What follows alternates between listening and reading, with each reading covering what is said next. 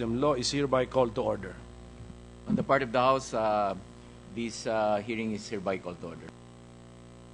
So, the Chair declares the presence of a quorum. Ladies and gentlemen, Mr. Chairman, our agenda, which we have prepared jointly for today, consists of the following items. 1, continuation of the report on the compliance and the minimum system capabilities of the PCOS machines. Number 2, continuation of the report on the Committee on Digital Lines. Subtopics, update on the actual costs of digital lines in the 2013 national and local elections. If possible, inquiry on the appearance of the digital lines in the Lapu-Lapu City case. And we'll also, number 3, inquiry on other modes of technology enhancements on the current PCOS machine to ensure absence of digital lines in future elections. That's third subtopic. Number 3, inquiry on the disqualification of the bidders for the additional Optical Mark Reader machine.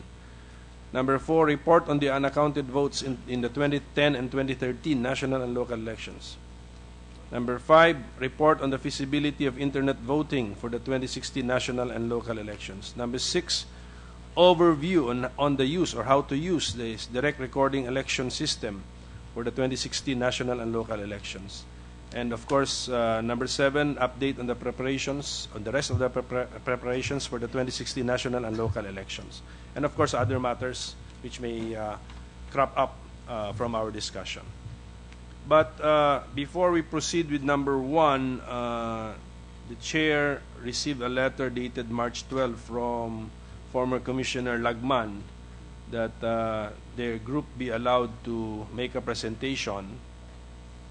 And what struck me was the claim in the letter that the system that he will be presenting will solve many of the problems that we have been discussing. So let us listen first, and then we go to the actual problems, and then we can now find out if we can relate the system he's going to present to us as solutions or part of the solution to the problems that we will be encountering. So Mr. Lagman, you have the floor. How many minutes, sir? Okay. 15? Can you keep it short? I'm sorry. Before we proceed, Attorney Garcia, our committee secretary, will for the record acknowledge our guests and resource persons present. Before the resource person, on the part of the House, would like to recognize the presence of Congressman Edgar Erice and Congressman P.D. Versace. Yes. Good morning, everyone. The committee would like to acknowledge the presence of our resource person in today's committee hearing, Honorable Christian Robert S. Lim, Acting Chairman, Comelec, Honorable Arthur D. Lim, Commissioner, Comelec. We have Director Jane Valleza, Legal Division, Comelec, Director Esther Villaflor Rojas, Election Records and Statistics Department, Comelec, Attorney Sixto Brillantes, former Chairman, Comelec, Mr. Angel S. Averia Jr., Member of the Comelec Advisory Council, Attorney Archibald De Mata, Indra Sistemas Legal Counsel, Mr. Leo Kirubin, President, Philippine Computer Society, together with Dr. Nelson Celis, spokesperson, AES Watch, Philippine Computer Society, Mr. Edmundo Casino, Philippine Computer Society, Ms. Evita Jimenez, Senpeg, Attorney Glenn Chong, Bayanco, Dr. Margarita Coanco, Philconsa, Mr. Eric Chud Alvia, NAMFREL, Mr. David Diwa, spokesperson, C3E Convener, Mr. Lloyd Zaragoza, Co-Convener, Democracy Watch, Mr. Gas Lagman, Convener, Transparent Elections, Mr. Arturo Linian, Coordinator, National Electoral Summit, Institute for Political and Electoral Reforms, IPER. Your Honors.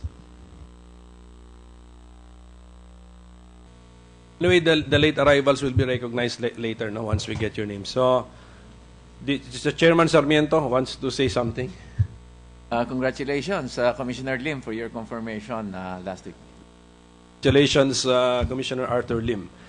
Upon motion of Congressman Irise, Comelec, no, be prepared. No, we will move up the update on the preparations. You'll follow after the presentation of Commissioner Lagman.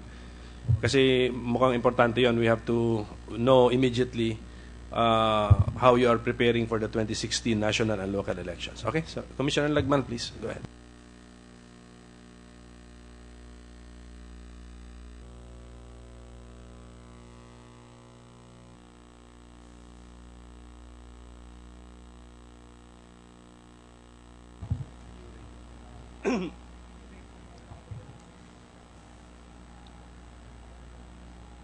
Good morning, Your Honors, ladies and gentlemen. I'd like to thank the Joint Congressional Oversight Committee for the opportunity to present these PowerPoint slides. Depending on how the JCOC will respond, it can mean more transparent and more credible elections in 2016 onwards. And not only that, it can mean a possible savings of more than 10 billion pesos for the country. Now, 10 billion might only mean a number. It's not just a number. It can mean tens of thousands of classrooms that can be built if the 10 billion would be passed on to the Department of Education. Now, this is transparent and credible election system. If we want assurance that our votes are counted. Next slide. When an organization wants to automate a process, the first question to ask should not be what system or technology should we use, how should we automate, how much should we budget for automation, or who should get the automation contract. The first question to ask should be, why should we automate the process? Next slide, please. Why do we want to automate our elections? Generally, to improve the accuracy of the counting of votes and tabulation of results, to eliminate or at least minimize cheating, to make the process more, not less transparent to the public, and next, to speed up the process. I intentionally put speed as fourth because to me, that is the least important. Next slide, please. All Comelec bidders will claim to have the capability to improve accuracy, eliminate cheating, and cut down the processing time to a week or less. But not one can claim to have the capability to make the election process more transparent. Only TICRES can. Next slide. Why is transparency important? If the voters do not see how their votes are counted, how will they know that they were counted correctly? If there's cheating in manual precinct counting, the voters and candidates would see and would have a basis for protesting. In automated precinct counting, nobody sees the cheating. If automated canvassing were transparent, voters could do their own consolidation. They can then easily compare the results. Next slide, please. Transparency is required by Republic Act 9369. Next slide. An organization in the U.S. called Black Box Voting said, in designing technology for elections, we must ensure that it will enable the counting of votes in public rather than counting them in secret. We do not consent to any form of secret vote counting administered and controlled by government insiders and their vendors. Next slide. The mantra all over the world today is secret voting, public counting. Next slide. Because of lack of transparency when precinct counting is automated, Germany, the Netherlands, Ireland, Australia reverted from automated to manual precinct counting. I understand that 18 of the 30 countries that have automated their elections have gone back to manual.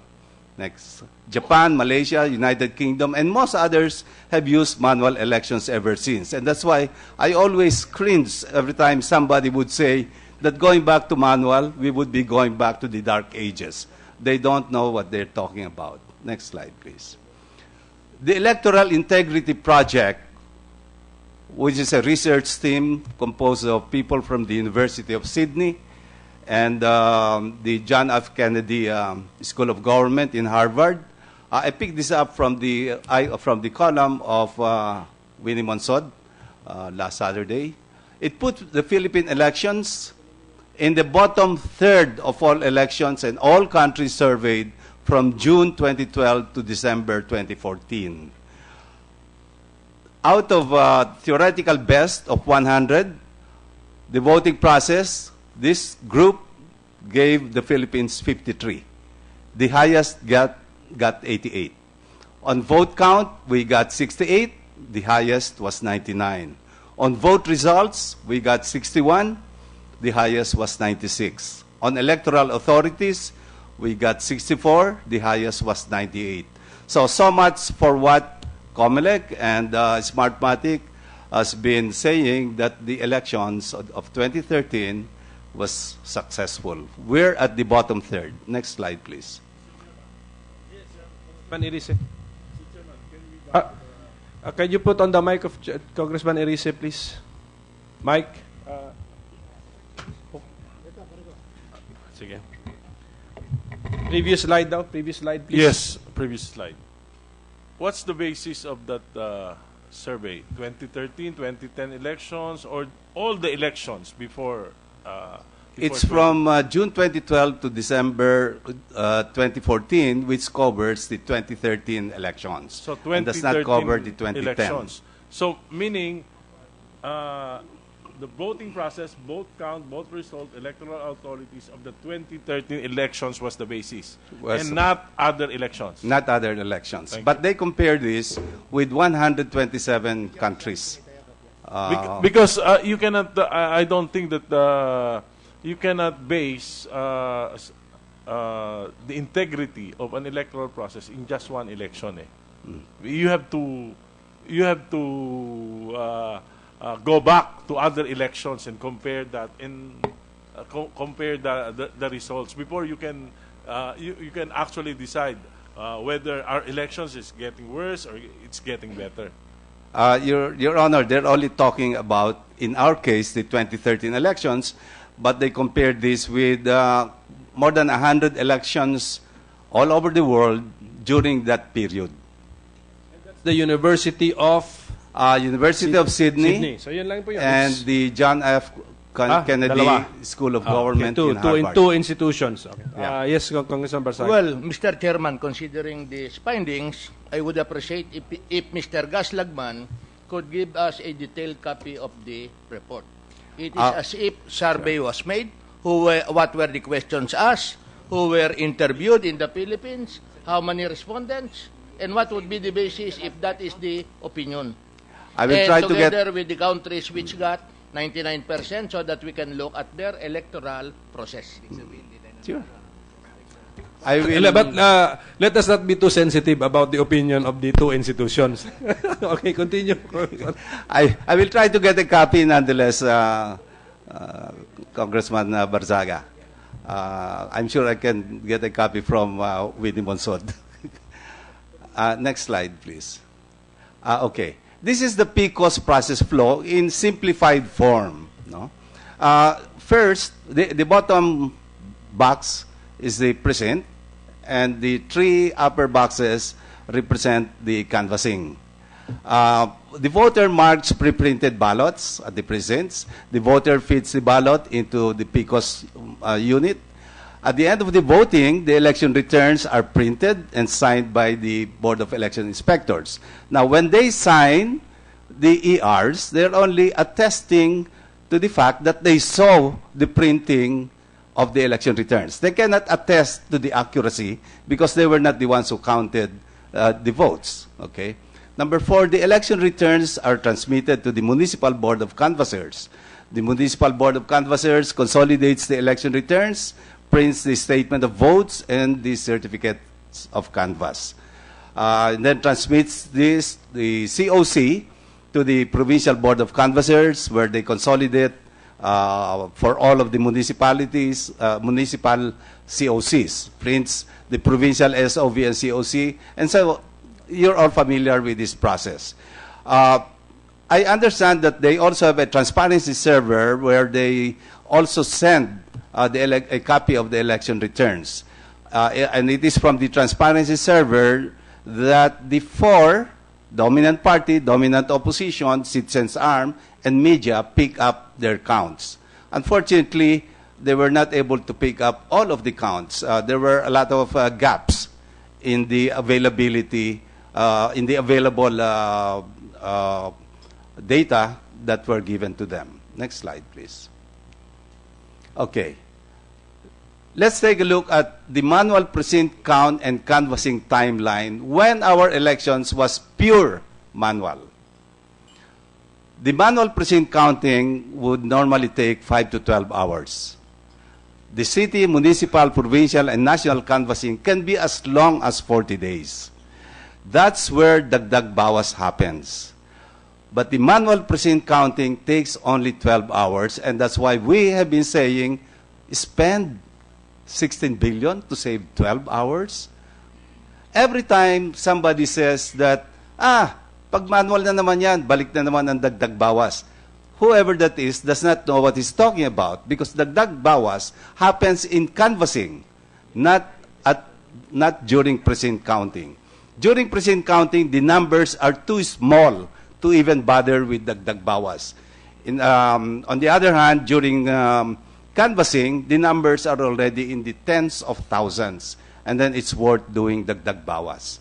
That's the timeline in the past. Next slide, please. That's why since 2008, we have been saying that we should automate only the canvassing and transmit the election returns electronically while keeping the precinct counting manual. Next slide. This is the process flow that we are recommending. The canvassing, the blocks up there showing the canvassing would be the same as with the PCOS system. In fact, any other system that's used at the precincts, the canvassing would be the same. Now, at the precincts, we have the usual TARAS, manual canvassing, but what we have added is that a laptop will also be used together with the manual TARAS. And the laptop will do its own TARAS. At the same time, a projector will be connected to the laptop so that more people would see the counting. And that is the addition that we have made on the old system that we were recommending before. More people would see, and therefore we're now using automation to make the elections more transparent instead of less transparent. So the canvassing would be the same as before. So votes cast and tallied as in manual voting, laptop duplicates the TARAS tallying, projects the process to a big screen. Manual election returns compared against the laptop election returns, and the errors would be corrected. The laptop prints the election returns signed by the BEI and then transmits the election returns electronically for canvassing. Next slide, please. The time and cost comparisons. For the purposes of this chart, I combined the two stages of voting and precinct counting and the transport or electronic transmission and canvassing. The first line shows pure manual. The time it takes for the voting and precinct counting is 24 hours. No time savings, no cost, not applicable. And for canvassing, the time is 25 to 41 days. The PCOS-based system, the voting and precinct counting would only take 12 hours, and therefore there's a savings of 12 hours. However, the cost to the country, and this is, I base this on the first budget that they were asking for from Congress, which is 16 billion, to save 12 hours. For canvassing, it's the same. 5 day, for canvassing, there's a savings of 20 to 36 days because it will only take about 5 days or maybe even less. The cost of canvassing will only be about $1 billion, about 300 million for the laptops, and maybe about 700 or maybe a little more for the communications, for transmission. For TCRES, it's back to 24 hours because it's manual counting, therefore is no time savings. But the cost is only going to be about 4 billion for the laptops and projectors. The big savings is still 20 to 36 days because canvassing is exactly the same as what the PCOS system. So those are facts. I mean, these are not inventions. Next slide, please. Next slide, please. Features of the ideal system, and TCRES has all of them. All these steps are transparent to the voting public. Manual voting, precinct tallying. There are two trusted documents, the ballot and the election returns. With PCOS, the only trusted document is the ballot because the election returns is already printed by the machine. Unfortunately, the ballot boxes cannot be opened unless there's a protest. So there's nothing that you can use. It seriously impairs the protest process. The election returns data and canvassing results are already in digital format, and it's available to the public. It should be available in the public website. Anyone can do his own tabulation and compare with official results. All data and results quickly verifiable to their original source document, which is the election returns, a trusted document. Software can be made available for review by the public, anybody. We can distribute the software to everybody. Canvassing is going to be automated and therefore can be completed within a week. No training on the use of any machine for the more than 50 million voters because it's manual. It's cost-effective at about $4 billion. Comelec only acquires laptops, projectors, servers, printers, transmission facilities, and project management. Next slide. All the equipment can be donated to the public schools after each election.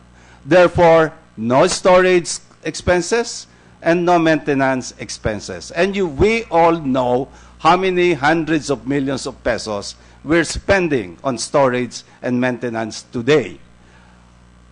I opposed the purchase of those machines when I was still with the Comelec, and those were two of the reasons I cited, that we would be spending for the storage and we would be spending for the maintenance the moment we buy them. But unfortunately, we were outvoted. Next slide, please. The system that we're proposing is not dependent on the trustworthiness of the implementers because we've had bad Comelecs, we've had good Comelecs. A good system should not be dependent on the trustworthiness of the Comelec. Next slide, please. If we want continuing research on improving our election system, efforts would be better spent on looking for a way to make the manual counting even more transparent. For example, if we could find an inexpensive device that can project the ballot face to a large screen while it is being read by the BEI, then voters would believe the results even more. The technology is not new, but the cost might still be prohibitive. Next slide. Should the Comelec adopt TCRES, then they only need to bid out laptops, projectors, servers, printers, and the communications facilities. Now, the laptops, especially the projectors, servers, and printers, can be bought from suppliers in the major cities. Those that will be used in the north can be bought in Baguio, Dagupan, Lawag, Vigan. That would mean reduced logistics for the Comelec. Not only that, we would be spreading the wealth to the shop owners all over the country instead of giving the wealth to a foreign vendor. Then, we should bid out the management and implementation of the project. I recommended this when I was still with the Comelec, that we should bid out project management. And maybe we can even give a management firm a region so that we can spread out the task. One firm per region, or maybe a group of regions. Next slide, please. Comelec cites 3 reasons why they can't adopt a system like TCRES. First, TCRES is an untried system, therefore will violate Republic Act 9369. It's not true. What's new about manual precinct counting and automated canvassing? The laptop projector combination is only an added feature. Number 2, manual precinct counting will violate Republic Act 9369. Again, not true.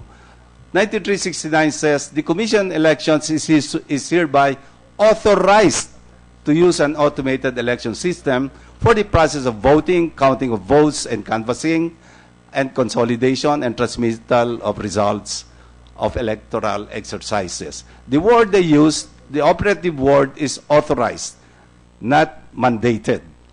For example, I have a driver's license and therefore I'm authorized to drive. But I don't have to drive. I can even walk. The Board of Election Inspectors, the teachers, will complain that they have to go back to the cumbersome manual precinct counting. That is true. But it's not an insurmountable problem.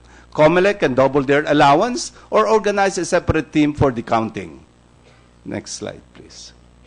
Despite all the problems, Comelec wants to use PCOS once again. Here's a very important question for them. Why does Comelec want to spend 16 billion pesos, that might have changed up or down, of taxpayer money on PCOS, which only shortens the election process by half a day, but removes the transparency in precinct counting and seriously impairs the protest process? Comelec knows that it is the automation of canvassing that shortens the process by 5 weeks. Next slide. A much better and definitely a much more transparent system will only cost about 4 billion pesos. Next slide. Transparent Elections is not a vendor of election systems. It is offering the TIC resolution to the Comelec at no charge because it believes that it is the most appropriate system for Philippine elections. That's my last slide. But I just want to say, Your Honors, that now we know that, number one, the PCOS, the last election at least, was not as successful as Comelec and Smartmatic touted it to be. We know that now. Number two, there is an alternative solution that is much better than the solution that we used in 2010 and 2013. I'd like to ask now the Joint Congressional Oversight Committee how it would respond to the knowledge that the election system that we used was not successful, and now there is an alternate solution that is better. Thank you very much, Your Honors. Thank you, former Commissioner Lagman. But you presented us with a study from the University of Sydney and jointly conducted with the John F. Kennedy, sabi mo, School of Government. That's correct, Your Honor. Okay, but that doesn't mean that we have to agree, di ba? To be their findings. So, kaya of course. You just informed this committee that there is such a study. That's correct. Okay. Of course, we've also been saying, we have written papers saying that the elections the 2010, 2013 elections were not really as they touted it to be. That's why this committee has been very open. Can we prove allegations here before this committee? Prove for example, nakita nyo, there was a claim that three precincts in Bulacan, in Nueva Ecija, did not count properly in the case of Brother Eddie. So we really spend time. So kung may ganitong allegations, we will spend time. That is correct. And then we will pursue the study of that's why Congressman Irise is asking for a copy of the study. Pero it's a comparative, nakita ko, comparative. They were comparing us with other countries. Against other countries. Sinasabi lang sa parang pwedeng, without seeing the study, pwedeng sinasabi ng study na, well, country X is more accurate than your system.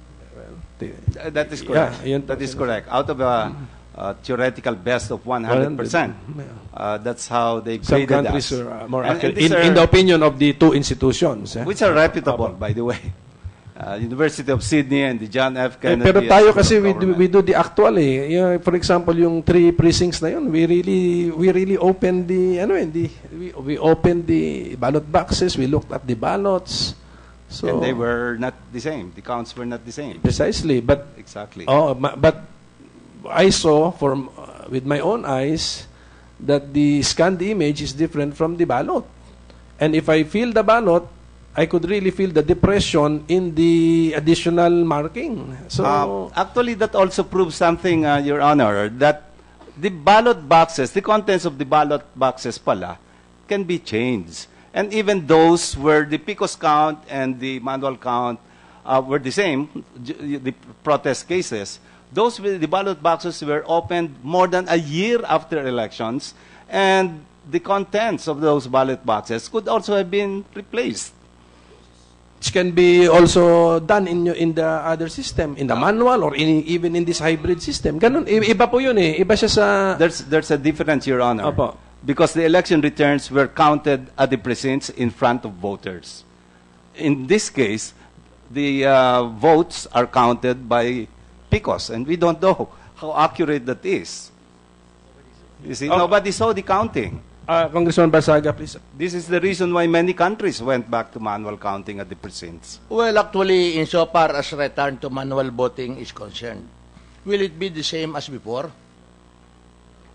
During the time that we have the manual voting? At the precinct level, that is, yes, It Your will Honor. be the same. The canvassing is the one that should be Yes, automated. okay. Now, insofar as the precinct is concerned, in your presentation, it was stated that it would cover more or less a period of 24 hours About. from the voting up to the counting. Yes. The assumption is based on how many number of voters. That is correct. What is the assumption? Number of voters in Ah. order to have 24... In the past, it was 250. So I was figuring out that maybe it can be 400 or 500 this time. And therefore, we have to adjust the number of precincts. So, number one, more or less, the presence would be double as compared to the present procedure. Even if we double it and No, say that based on your assumption, considering that there will be only voters from 200 to 400, and whereas the information given by the Comelec, at the very least, it would be 800, and if no PCOS machines would be purchased, it would be 1,000 per precinct. Is that an accurate assumption, Mr. Commissioner Lim? Based on our records, Your Honor, if we go back to manual, we will have 384,000 precincts. While if we have a clustering in automated, we will have 800. We have from 100 to 120,000 precincts. From? 100 to 120,000 precincts. So it would be triple. Yes, Your Honor. And we'll be paying additionally 3 persons, the members of the Board of Election Inspectors. Yes, Your Honor. Okay, number two, if we May go I back- respond to that? The Oh, yes. average in 2010 was only 600 voters No, 600 voters only? per precinct. Oh, yes. Now, 2010 is 1,000, Your Honor. For the 1,000 automated. 1,000 was the planned maximum, but the average was only okay. 600. At least it is, we just have to make our computation. More or less, how many millions of voters will be in 2016? 56 million, Your Honor, estimated. Assuming that the voters per precinct in manual counting would be 400, no longer 200, how many precincts will be there? Your Honor, the 384,000 precincts, Your Honor, we will have, considering that this is a synchronized election, Your Honor, including the arm, we may not be able to cluster it anymore, considering the number of positions to be counted by the BEI. Okay, more or less. So it will be 200 per precinct. 200 Per precinct. per precinct if it is manual. Yes, Your Honor. And if there are 60 million voters, how many precincts will there be? The 384,000, Your Honor, is at the present of 52 million. So if it will be 56 million, it could reach maybe a little bit more than 400,000 precincts. 400,000. This is for manual. Uh, Just a moment. May I be permitted okay. to complete my point? If it will be automated, like what we did in 2010 and 2013, more or less how many precincts will be there? Between 100 to 120,000, Your Honor. 100 to 120. So insofar as the presence is concerned, there will be an increase of approximately no less than 250,000 precincts. Yes, Your Honor. And how much will be the cost for compensation per precinct for the 3 election?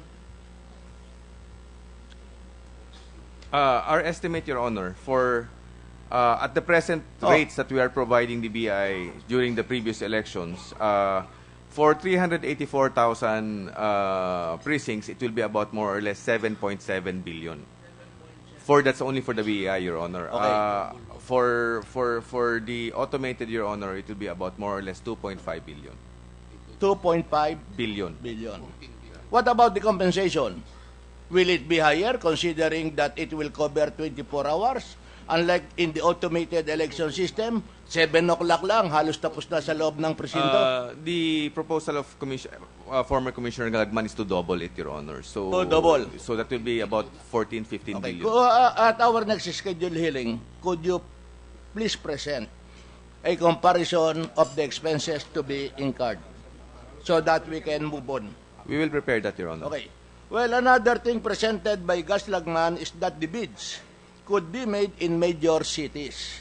My problem is it allowed by Republic Act 9184, where there will be so-called chop-chop bidding for Manila, for Baguio, for Cavite? Is that permitted? Aside from the rule on splitting of bids, Your Honor, as prohibited and as considered a violation of the anti-graft law, Your Honor, the issue of the Comelec on that of having biddings in various cities, Your Honor, is because under regulations, you have to have a processing officer, a disbursement officer for every region. And we do not have that, Your Honor. In our plantilla, Your Honor, we don't have that. No, you cannot conduct a legal bidding without this personnel provided for. No, in fact, that is the clamor of our people. They want to have regional bids and awards committees. No, but we could not provide that because we don't have this plantilla, Your Honor. Well, another thing, this I have to say, based on my experience, during the time that there was manual counting, whenever there is a protest questioning the election returns, of course, the judge would always rule that the best evidence would be the ballots themselves. You have to open the ballot box. I think Gus would agree with me. That's correct. However, during the time, as I have seen during my practice, those who are in power, considering that the ballot boxes are in the office of the municipal or city treasurer, they have access to the ballot boxes, and therefore, they can open the ballot box and substitute or tamper the ballots.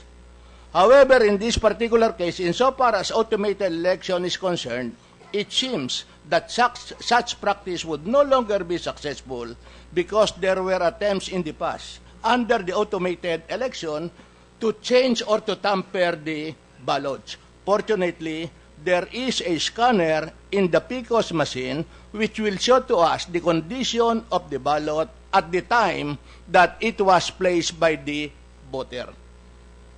I think that is also one issue which we have to resolve. Okay? Not to mention that, of course, there will be legal questions before the Supreme Court. Well, I do not see anything wrong with the recommended system, Your Honor. I don't think there's any violation of any law. If we're talking of the procurement, that's a recommendation. That maybe they can be bought from all parts of the country. The bidding can be once, just to establish a standard price. And then if you can meet the standard price, then fine. We can buy it from you, and it would be much simpler. It would be more convenient for the Comelec. That's only a recommendation. But, you know, if they want to procure it from one, and by the way, I would rather that we buy it from Filipino businessmen rather than just one foreign vendor.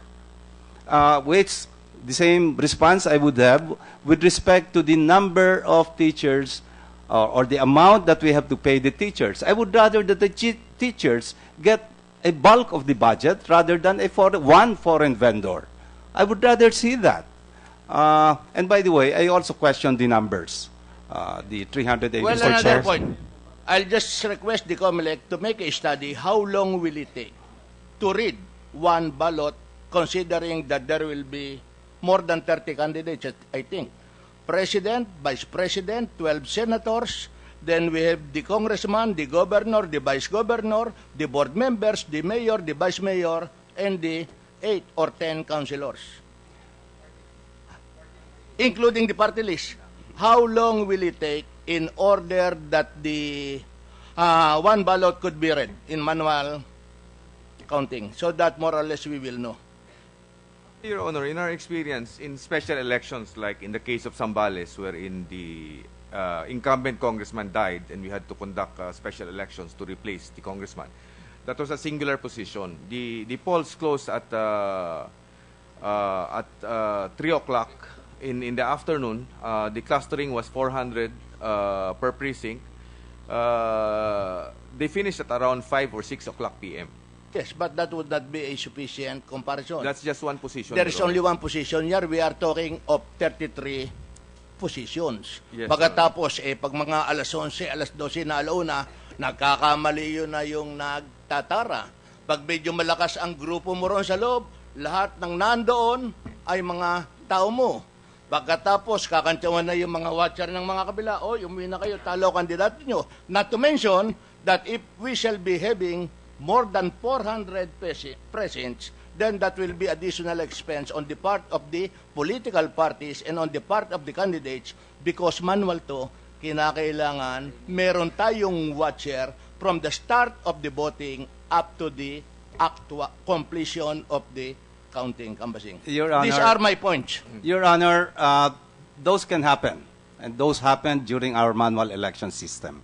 But usually, both parties would do the same. And do sa bailiwick nung isa, yun ang mangyayari. Bailiwick nung ano. So, somehow, they can even out.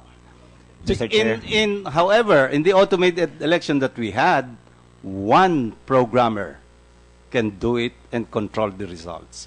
That's what we've been saying. It's so vulnerable to automated cheating. And it's much easier.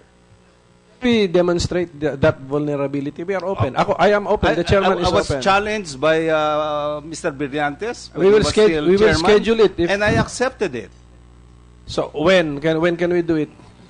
What do you need to do it to demonstrate to us the vulnerability? Okay. Of course, a PCOS machine, a laptop, and I would like an insider. I would like a Smartmatic programmer who knows how to modify the programs to be present. We've been saying that it's vulnerable to insider tampering. That's what we've been saying. Tampering by an insider. Does Comelec concede that fact Your that Honor. the system Can I is say- vulnerable to insider tampering? No, Your And, Honor. Kasi if yes, what safeguards do we have in place to prevent it? No, Your Honor. In fact, if you're asking for safeguards, Your Honor, in fact, the generation of the passwords, Your Honor, is not only by Comelec, it's also with the help of the DOST. So there's a check and balance. There's another department of government who will counter-check what we're doing, Your Honor. Mr. Chair. Basta all I'm saying, Commissioner Lagman, is this committee, under my chairmanship, I'm sure under Chairman Sarmiento, we are open. If we can demonstrate, we don't have to go to Sydney for dito natin gawin. I mean, open ako. Yung yung Nueva Ecija, in-entertain po namin yun. Mr. Chairman, can you Ay, sir, Chairman Brillantes. entertain also an ex-chairman? Be- Entertaining only the before- ex-commission. Sir, I fully Can you support the statement of the chair. We're open. But as you know, I've been a candidate since 1992. There's a big difference based on my experience. The past elections that I've participated with that of 2010 and 2013. Hindi ko tinitingnan yung figure yung pinapakita. Hindi ako nakikialam sa mga technology yung pinagsasabi nyo. Una, gusto ko lang makitang kung ano mang open kami, kung anong mas ikakaganda. Pero dapat hindi lang figure billion, hindi lang yung technology. Una, nung manual tayo, katakot-takot ang training namin sa mga watchers. Napaka-technical. At marami pa po tayong lugar, sa malalayong lugar, na karamihan ng tao medyo kulang sa pinag-aralan at napakahirap mag-train. Pangalawa, yung tension. Ang tension doon sa lugar. May mga pangyayari nung araw, pag medyo mahina ang watcher mo, at ang teacher medyo malapit doon sa kabila, Pedro nakasulat, Juan ang sasabihin, kahon. Yung mga bagay na yan na sana ay matingnan din. Kung ano mang ang pondo ng Comelec, kung mayroon mang Comelec, kung mayroon mang kayong pag-aaral sa mga bagay na ito, tingnan po natin. Kasi sa akin, yung technology, pera, wala yan. Sa tension na hinaharap namin doon sa lugar. I'll tell you, I don't want to go back to a system that will not address the things that we've experienced on the ground, especially the tension, because we're talking of lives. So, yung atin lang open kami, pero kailangan it's an improvement. Kung saan kami nanggaling, ano tayo sa 10, sa 13, pero sa tensyon sa baba po, hindi po mababayaran ng pera yon. Buhay yun eh.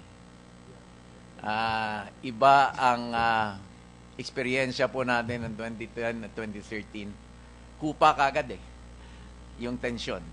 Yun ang pagkakaibang nakita ko. I hope whatever technology there is available or a system that anybody would want to offer, we should take that into consideration, the tension on the ground. We are not as developed as the countries presented earlier. That Mr. Lagman has presented, Ireland, UK, the US. Wala pa po tayo doon. Marami pa po tayong lugar sa Pilipinas na medyo iba pa po yung sitwasyon. Mr. Chair? Yun nga po, kung yung mga countries na yon na mas developed kaya sa atin, ibinalik sa manual yung kanilang eleksyon dahil nawala ang transparency, siguro pwede tayong matuto sa kanila. No? Ang sinasabi ko lamang po is itong Joint Congressional Oversight Committee should take a look at a system that definitely, according to us, if you like to think that way, is much more transparent. It's a lot cheaper. There is systems logic in it. In 2010, 9% of the PCOS machines were not able to transmit to the canvassing boards. In 2013, 23% were not able to transmit. So what did they have to do? They had to bring the PCOS machines to the canvassing points or brought those small CF cards for canvassing. Anything could have happened to those CF cards. They can fit in the pocket, and that they can easily be replaced. Now, that's what we're saying. That, sure, there's cheating in manual elections. It's even easier to cheat in an automated system. Just a follow-up. Yeah, Congressman Basag. Well, what assurance do we have that these approximately 400,000 presents, they would be able to transmit 100% effectively the result in the voting center? The same experience which we have before with Smartmatic will not happen with your technology. Ano pagkakaiba ng inyong transmission as compared sa transmission na ginagawa ng mga nag-ooperate ng PCOS? Dumami pa to, ha? For one thing ho, mas mahirap palitan yung ballot boxes na ganyan kalalaki. No, we are kesa talking sa we are not maliliit talking na about CF the cards. ballot boxes. Tapos na yung issue eh. Ang issue lang natin, noong 2010-2013, a certain percent of the results in the presents We're were not able not to transmitted. transmit. Correct. Ngayon, mas dumami ang ating presinto, 400,000. What guarantee do we have na yung failure in transmission in 2010 and 2013 will not happen in your proposal? Una po, I question that 400,000. I question that. Assuming However, the same number, 150,000. It can also happen. That's why as early as last year, happen. If it can happen, then we just have to rely kung ano man ang pinirmahan ng mga Board of Election Inspectors. Your Honor, as early as last year, I have been saying, even in this hall, I believe, I said, that the concentration, the focus as early as last year should have been in communications, transmission, because there was failure in 2010, 2013, and that should be the focus of the Comelec. Now, I don't know how far they have gone today, but that is very important. Well, actually, that is part of your proposal. If I may finish, I also suggested when I was still with the Comelec that we should bid out project management. They did not. And instead, it was Smartmatic that managed the project. If there were project managers, they can figure out how to solve all of these things. Even the number of presents, there is always a combination can be made. Less, but maybe longer for the counting. I mean, a combination of those two. Improve the design of the and the election returns forms. For example, putting numbers, assigning numbers to all of the candidates to make it easy for the illiterates to vote. They can just put numbers. You know, I'm not saying that that's our recommendation. I'm only saying that this should be studied by project managers and systems. Ito, what is clear is that all of these things that you have stated and your presentation are already on record with the Comelec, because when you were commissioner, you shared with them some of these ideas. Okay. The Comelec is the battleground on what system to adopt, not this. So kayo po, so andyan na po yan. Okay, na-present na po sa JCOC yan, and we will, sa next meeting, we will expect the comparison requested by Commissioner Barsaga. Yes, Okay? Your Honor, we will submit that. Okay. Hindi, sila ba? Hindi. Congressman Barsaga, sorry. Senator Barsaga. Okay. Okay. Sorry, Congressman. So, ganun na lang po. So, we can move on with our agenda. Kasi... Isang last point lang po. Humaba tayo ron. Isang point lang po. One last point lang. The former chairman will give way to the commissioner. Sige.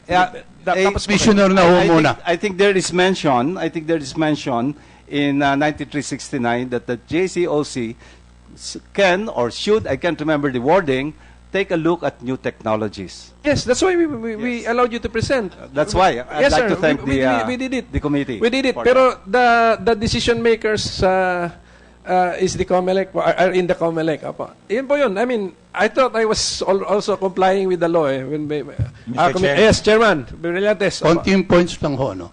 First, sinasabi ko ni ex-commissioner Lagman na pag bumalik daw tayo sa manual, sinasabi natin na back to Jurassic o back to antiquated. Totoo yun. Ako nagsabi nun babalik ko tayo talaga sa Jurassic Park pag bumalik tayo sa manual.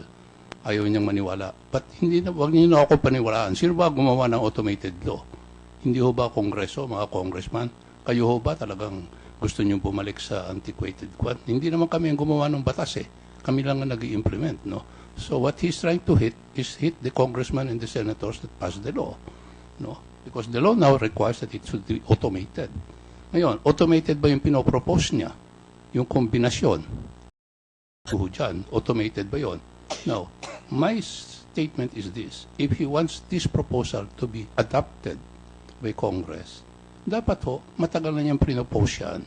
Kasi it will require amendments of several provisions of both the manual law and the automated law. It will require so many amendments. And I don't think Commissioner Lagman, would know anything about the law. He knows about IT. And he wants back to manual partially. Pero IT expert siya. Pero he keeps on speaking of the law. Kami naman batas naman na tinitingnan namin. It is not easy to go back to the manual. Once you start preparing, counting manually the ballots, and preparing the election returns manually also, there will be we are back to the old pre-proclamation controversy which will delay all proclamations in the lower level. Hindi ho niya naintindihan yun. Hindi naman siya nagpa-practice ng law. Ako, 25 years ako nagpa-practice sa manual. Nakikita ko kung paano i-delay lahat ang proklamasyon ng mga mayors, councilors, governor. Iipitin mo lang sa pre-proclamation controversy yan. Nawala na ho yan sa automated. Ngayon, gusto niyang bumalik tayo ron. Sa papaliwanag ko kay Gas Langman later on yun. Kasi hindi niya naintindihan yung proseso. Ako yan ang ginagawa ko for 25 years, nakikipag-away.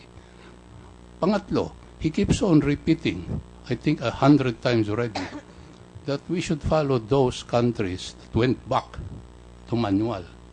Now, let me just check. Bigyan niyo nga ako ng isang country bumalik sa manual na bumoboto ng 33 positions in one election.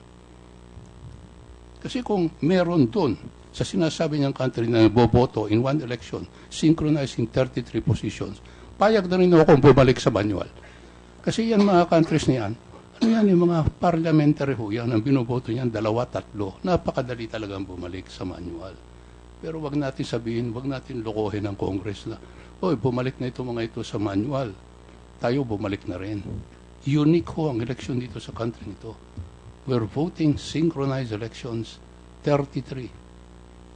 positions. Pag bumalik ko tayo sa manual, abutin talaga tayo ng 10 taon bago natin mabilang yan sa baba.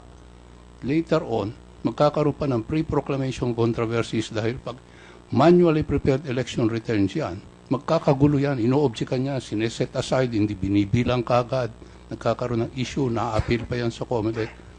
Bago ho tayo makapag-proclaim ng mayor, inaabot ho yan ng mga 2 buwan, 3 buwan, 5 buwan, in the lower level. Ngayon, gusto ba natin bumalik yun? Kasi nasabi ni Can we move Just on? a short interjection. Sige, for the record, so that the record Yes, sir. will capture your opinion. But actually, the battleground for new Yes, sir. systems is the Comelec. Sige, Just a short Attorney Chong. interjection, sir. With respect to the ballot images that the good Congressman Barsaga was telling, totoo ho yun. There is a ballot images, but in the last hearing, no February 5, we were able to show that the randomized file names of the ballot images had actually changed to sequential. So, at inamin ho ng Comelec yun na ni-rearrange nila yung mga ballot images. At sinabi naman ni Cesar Flores, and it's on record, you cannot change the ballot images. So, therefore, there was manipulation on the part of Comelec. If kung pwede hong i-manipulate yung ballots, pwede naman hong i-manipulate ni Comelec ang ballot images. And that is on pages 149 to 178 of the transcript of stenographic notes on the last hearing. Hindi ba file name lang yung nabago? Hindi naman nabago yung ballot image. Ang sabi Yung ho file kasi name, nila, di ba? sir, Yung- ni-rearrange nila ang arrangement ng ballot images. Correct, which is correct. different kung hindi mo But talaga that's ni-rearrange. different from natamper yung ballot image. Well, Hindi that is naman. still But the file manipulation, name, sir. the reference name we used to refer to that file change. Aminado tayo ron. Yes, sir. But, okay. The conclusion, we will study that. Kami na Sige po, magko-conclude. Ano ang... On the other hand, I was also able to show you, with respect to Nueva Ecija, yung 88 vote discrepancy. I pointed out that this original ballot and this supposed ballot image corresponding to this original have 2 different shades. Even ho isa lang ito, remember, we're only contesting 88 ballots na nawawala. Now, kahit isa lang yan, for as long as they do not jibe, factually. And lastly, Your Honor, yun na nga ang point. This is the JCOC on the Opo, sir. AES. Is yung the difference now between the paper ballot and the scanned image, do we attribute that to the AES or do we attribute that to a human action or intervention after the ballot was already scanned and counted? Yun po yun. Yes, Kasi, yes, Mr. Chairman. My point simply is that the ballot images is not also 100% reliable. On the other hand, with respect to Chairman Brillantes, it's wrong. It's a defective argument to say that what the Congress of the Philippines has crafted is a defective law. Because for all we know, the violation is with Comelec. It's in the implementation that there is something wrong with the law. The law crafted by Congress is perfect. We agree with that. It is in the security features that they removed. And that's why we are charging them of sabotaging the election and not not charging us with sabotaging the elections. ano naman kami we are not alarmed, cool lang kami rito. But when we get ideas on if we need to amend the law, we will pursue it. Even the procurement law, if to cure the regional or regional bidding and we have to amend the procurement law, di gawin natin yun. Hindi naman insurmountable yun. Mr. Chairman, But we have open minds here. Kaya nga ho, the law, Republic Act 9369, provides for the JCOC to meet within 1 year after the election, precisely so that amendments could be made. That's very specific in the law. Nahuli lang ho tayo. Ngayon, nagpo-propose na sila at this late stage where we were all prepared for another automated. Ngayon, gusto nilang guluhin pa lahat ng preparasyon. Gusto nila bumalik na tayo ngayon sa semi-manual, semi-automatic at this stage. Chairman, okay, former Chairman, okay lang po yun. It was just a presentation to the JCOC. Hindi naman kayo ginugulo niyan. Ano? Basta, hindi naman kami nanggugulo. Hindi naman namin pinapansin yung mga nanggugulo, sir. Senator Barsaga, makabawi man lang. Just one manifestation. Actually, we started the automated elections in 2010 and 2013. In 2010 and 2013, there were hundreds of protests filed before the House Electoral Tribunal. Fortunately, the scanned images correspond to the ballots in the box as well as to the election returns. That's all. Thank you very much. Were you member of the HRET? No, Report but I have lang? been The always report? contacting because in 2010, it so happened that I was the chairman of the Committee on Suffrage and Electoral Reforms. Thank you, Congressman Barsaga. Eddie, for... Yes, and thank you very much, Mr. Chair. We'd like to thank the JCOC on behalf of the, pang thank you lang, no, positive note, the Automated Election System Watch, 40 plus members all over the Philippines. We'd like to thank the JCOC for the first time allowing us to present an alternative system from the Filipino point of view. This is very, very important because the best IT, I think, and you believe so, we believe so, the Filipinos count among them in the whole world. Number two, sir, is we'd like to support the JCOC and our colleagues in the IT industry to continue the study on developing the Filipino IT, the Filipino solution to how we should conduct poll automation in the Philippines.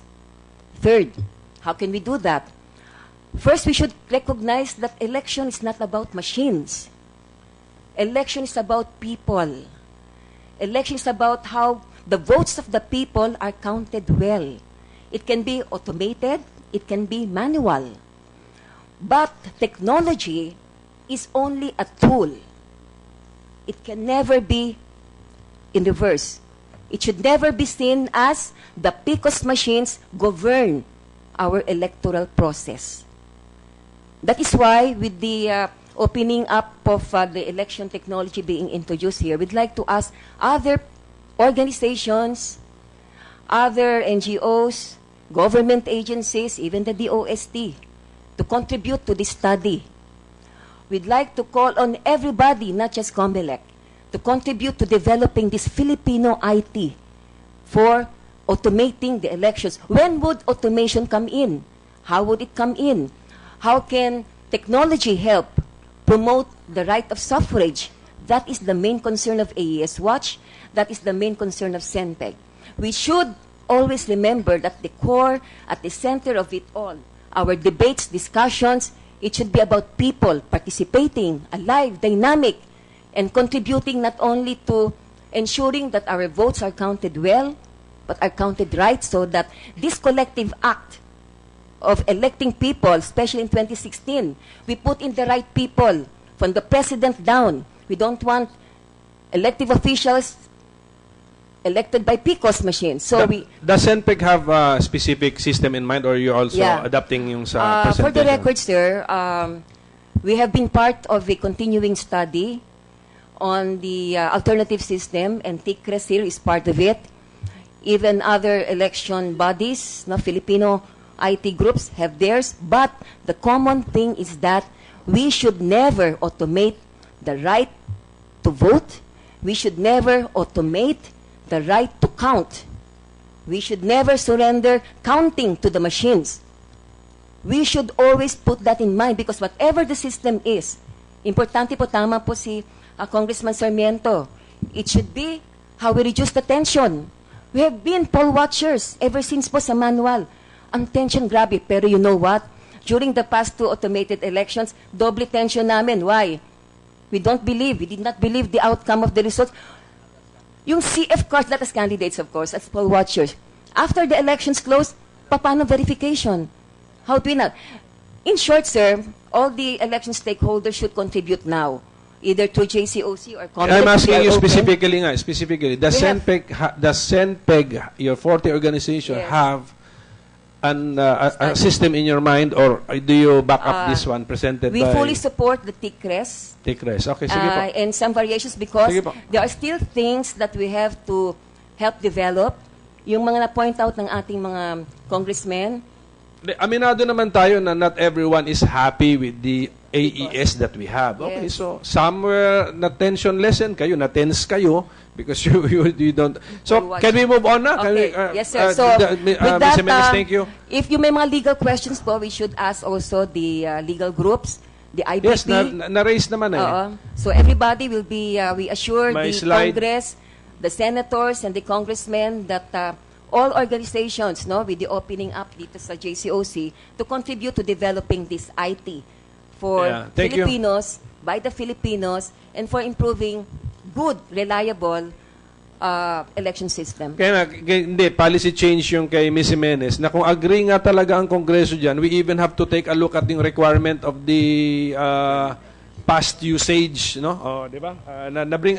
Lumabas na rin yan sa last hearing natin, na nagiging obstacle yun for the entry of Filipinos o local participants. Dr. Celis, I promise him. Dr. Celis. I only have one question to the Comelec. Worst comes to worst, if the PCOS machines will be used in 2016. So how will you make the PCOS count transparent at the end of the closing of the precincts? Simple as that. Okay, because actually when I was listening to the presentation of former Commissioner Lagman, yun naman yung advantage ninyo, the transparency in the counting. Also, just a reaction from Acting Chairman Lim. Yun lang po, yun lang tanong. Ang sa akin, Your Honor, is not just limited to the day of the elections. No, what we are trying to make transparency is including the source code review, including the systems, no, leading up to the election day itself. No, there's the FTS, no, so you can verify the accuracy of the PCOS. No, so that's the process itself, not limited on that day itself. Yeah, and actually that's the weakness of the current system. The count is not transparent. Actually, yun ang weakness ng current system. The count is not transparent. Nobody sees the count. It's the machine which counts. But can I add, Mr. Chairman, na sinabi lang nga ni Kaslangman tingi-tingi lang yun doon sa counting So, hindi pwede nang pagbigyan yun kung transparency lang ang issue. Doon sa dagdag bawas is in this canvassing. Pareho naman ang canvassing system So, tingi-tingi lang ang gusto nilang solve para bumalik tayo sa manual. Now, that is the answer to the question. Actually, that is the weakness of the system, the lack of transparency in the counting. But that is the system that we have. Now, ang tanong ko as member of this JCOC is, did that lack of transparency in the counting, with the weakness, was that taken advantage of? I mean, na manipulate ba, na bago ba ang count because of that? Yun nga, that's why I'm very open to proof or demonstration na nagbago ang count. Congressman Erice. May ginagawa naman tayo laging manual audit after the elections. And so far, 99.97% yung accuracy. Mr. Chairman. And then it is that manual audit now which led us now to the next item in our agenda. Kasi yun na yung concern ko. And I agree now with Attorney Chong na sinabi niya na yung, although hindi manipulated yung scanned image, something is wrong with the scanned image na yun na nga yung concern ko na hindi ko bibitawan hanggang hindi natin masolve yung digital lines. Kasi nga, because of the digital lines, dapat yung makina nga ngayon, if that was presented during the bidding, rejected yun because it is an inaccurate count. That's my point. So sana we can leave this, but sige, you still, Mr. Kerubin, yung hindi pa lang nakapagsalita. Sige po. Yeah, Mr. Chairman, thank you. This is just a comment on the tampering. No, I don't think we do need any proof because in 2008, Smartmatic actually was able to remotely access the transmission server in Lanao del Sur from Metro Manila in Wao.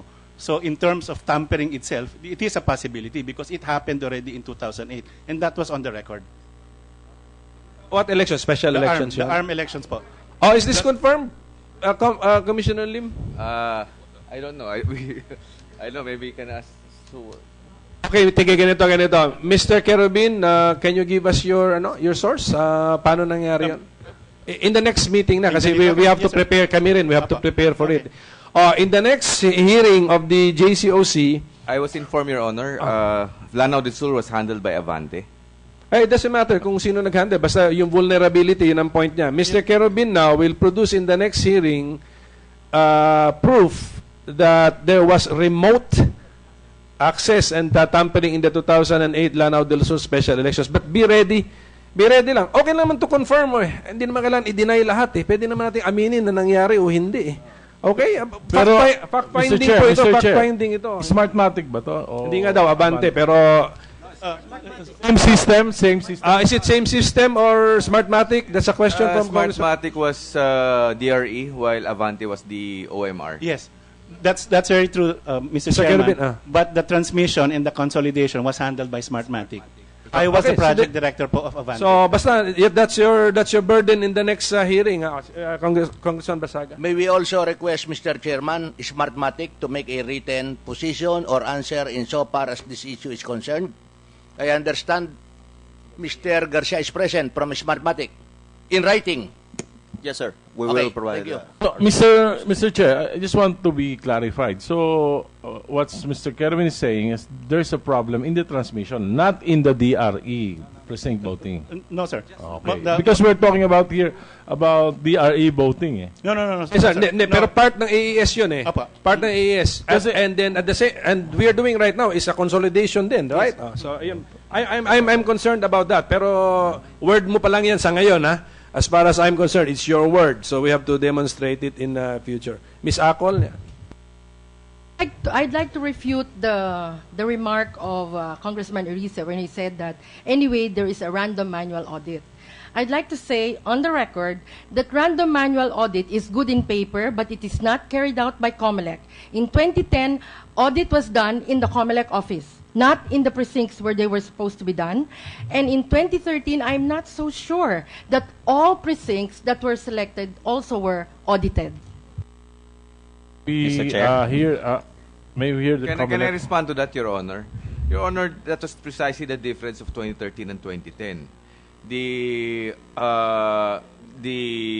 counting of the manual was conducted in the precincts. And in fact, considering there were only four positions that were subject to the random manual audit, the counting of the maximum of 1,000 voters reached almost 24 hours just to tally and count that. No, we put in a threshold of error, and if the counting will reach that threshold, that's when we will pull out the ballot box and we will have it verified in the main office. No, so it's not true that there was no counting. No.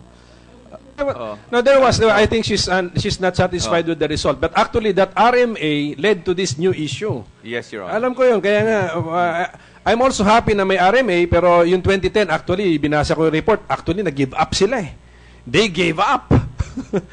Congressman Erice, in 2010, they gave up. How about 2013? In 2013, they finished it. There was a discrepancy na hindi nila ma-explain. Pinadismantle ang makina sa technical committee and we discovered these digital lines. Yun po yun nangyari dito. Attorney Chong, so we can move on.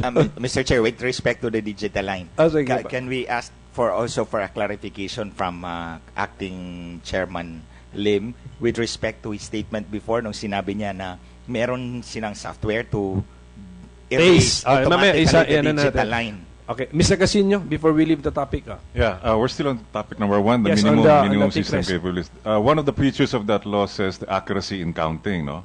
And we already know by evidence that the office of the Senate President, then Senator Enrile, received in his system, yung CCS, or the Counting Consolidating System, the figure of the number of registered voters of 256 million registered voters. And although that's highly irregular, and in the field of IT, that's a subject for digital forensics. We'd like to further investigate what happened, what caused that bloat of numbers. So that, however, unfortunately, they because of the illiteracy probably of the Joint National Congress, they allowed the Smartmatic to write over that figure. So we will never know what was the reason behind that. And the explanation of Smartmatic was it was an error in application. That's already tantamount to already admitting that they were not yet that. They did not test the system as good quality. Then in 2013, which we noticed that the results transmitted on the transparency server, a figure presenting, and then they reduce it down to 8 million of such. So these two incidents already reflects what is going on with this counting consolidation. Because we're talking about 2016, and it's crucial that we know what really are the sequence of events that gave us that figure. And it's not only in the Joint National Board of Canvassing that had that bloated figure of 26 million registered voters, but also in PICC for the senatorial that had a figure of 150 million registered voters. That too was ordered 2010. In 2010. Yeah, 2010. So here are two incidents, both in 2010 and 2013, in terms of the succession of transmission, which raises us the question, how rigid and how accurate are these? No, I mean, ganito, Mr. Casino. Pina-explain na natin yan dito sa kanila. Can the Secretariat give you the transcript of their answers, of their explanation on the two incidents? Can you go over their answer? Can you now give this JCOC a series of questions to pursue that to pursue that subject matter? So we will get to the bottom of it if you are not satisfied. Right, in the area of digital forensics, right? Precisely, hindi ko alam yung area correct, na yan. Correct. And help us. Yes, help yes, us. we will do that, sir. Your Honors, thank you. And also, as what we're saying in the field of in the field of information security, when you talk about trusting, when you say who would be the people that would change the results, and we have this figure, term called man in the middle. When you say man in the middle, it would be the person who is already direct access. That's why former Commissioner Gaslagman was saying, can we request a copy or a technician from Smartmatic? Because they would qualify as the man in the middle who are probably suspect to do the tampering. We're not saying they did it, but we're just saying in the field of information security, there's such a thing as man in the middle that can do the tampering. And we all know that historically, I mean, there's always election cheats, not only in the Philippines, but the rest of the world. We see that on global news. And I think we have to make sure that all these safeguards, like the digital signature, even the system date, why did they change? And now they allow, under 2013, the BI to check, but where's the consistency there? Because if you can allow the BI to change the system date, then any manipulation done, we would never know. There's no way to audit. So there's got to be some synchronicity, you know, that they will be locked in. That once those information have been captured by the system, they should remain. And if they say that maybe in the transition, the transfer of the machine went, the battery went zero and then it reset, but that's also under the minimum system capability, that the system must be physically stable. So there, clearly, the vendor failed in fulfilling that minimum system capability. And in their admission that probably it's a technician that changed the date, or in the transmission the battery went reset, that's already minus to them. And this is not only one isolated case. There were in that committee hearing in Congress headed by Teddy Locsin, there were instances that there were so many other areas that had a different system date and system time. So that's highly irregular. So you have this system date having different dates and time, and then you have the figure that's bloated, and now you're allowing on 2013 for the BI to change that. How will we know if there were already some pre-scanned documents? And that's another way to bring in tampering. Because you see, as a cheater, you have to be creative. You know, a cheater is not going to be conservative. You have to be a cheater. You have to have some kind of criminal mind to do this. And in this consultation that we're having here in this Congress, in this Joint Congressional Oversight Committee, we're trying to give you some insights on how to secure and to build the trust among the voters. Thank you, Mr. Chairman. Can the Philippine Computer Society assist this JCOC? Yes. Give us a list of your questions. Right. We will provide you a statement. And then pwede na rin, we can send this to Smartmatic, to Comelec for written responses. Yes, Your Honor, we'll do that. Okay. Oh, ayun nyo pa, you don't want to leave this subject matter? Just one Mr. Kerubin and then Dr. Celis. Yes, sir. Just one final point po, based on what Toti also mentioned. I think PPCRV released a press statement during the 2013 elections that at half point during the election day, the scripts actually of the transparency server was modified by Marlon Garcia.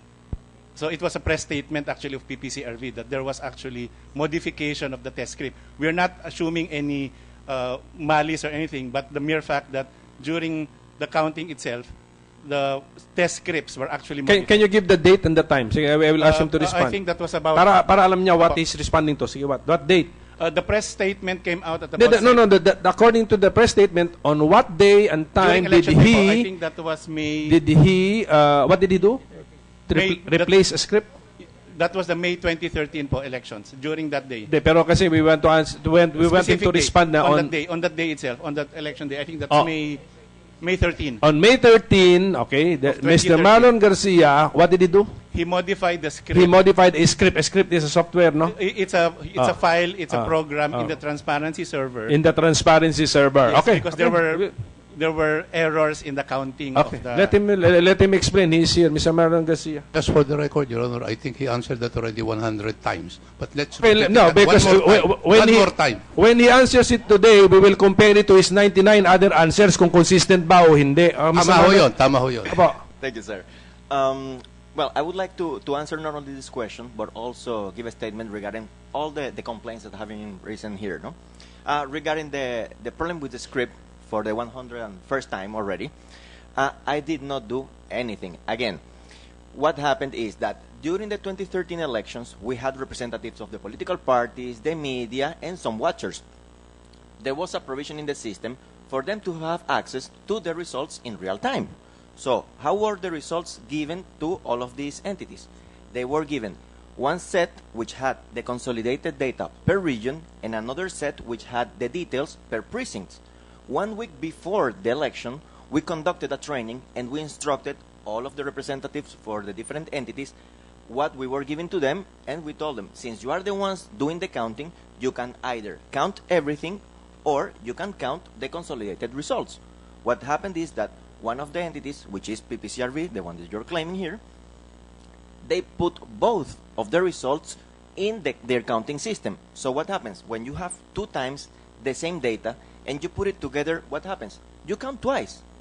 So when they posted the results in real time, it showed up bloated numbers, which is twice the number of votes that we had received at that time. So they brought it up to me, and I told them, okay, what is the number that you have? Let's say 10 million votes. We had received 5 million votes. Okay, what did you do? No, we put all the results in our system and we counted it. You put all the results. So if you put all the results, you counted twice. Oh, so they fixed it by themselves. And actually, there is a statement done by Ana de Villa during one of the programs that she was hosting, and she clarified that actually I did not do anything. I actually helped them out finding their error. So for the 101st time, I didn't do anything. So those who can prove that he's telling a lie, prove it. Ganun lang. But paulit-ulit na kasi. Okay, so we can move on. Just for the record, Mr. Chairman, actually, I asked that question in the hearing of February 5, 2015, and the question as well as the answer of Mr. Garcia is reflected in our transcript, page 99. Yes, I remember. I also recall his answer. But if you have information, give us. Yeah, what more do you want to add, Mr. Garcia? It's regarding the transparency, regarding the credibility of the system, that we're saying, yes, there is such a thing as man in the middle in the IT industry, okay?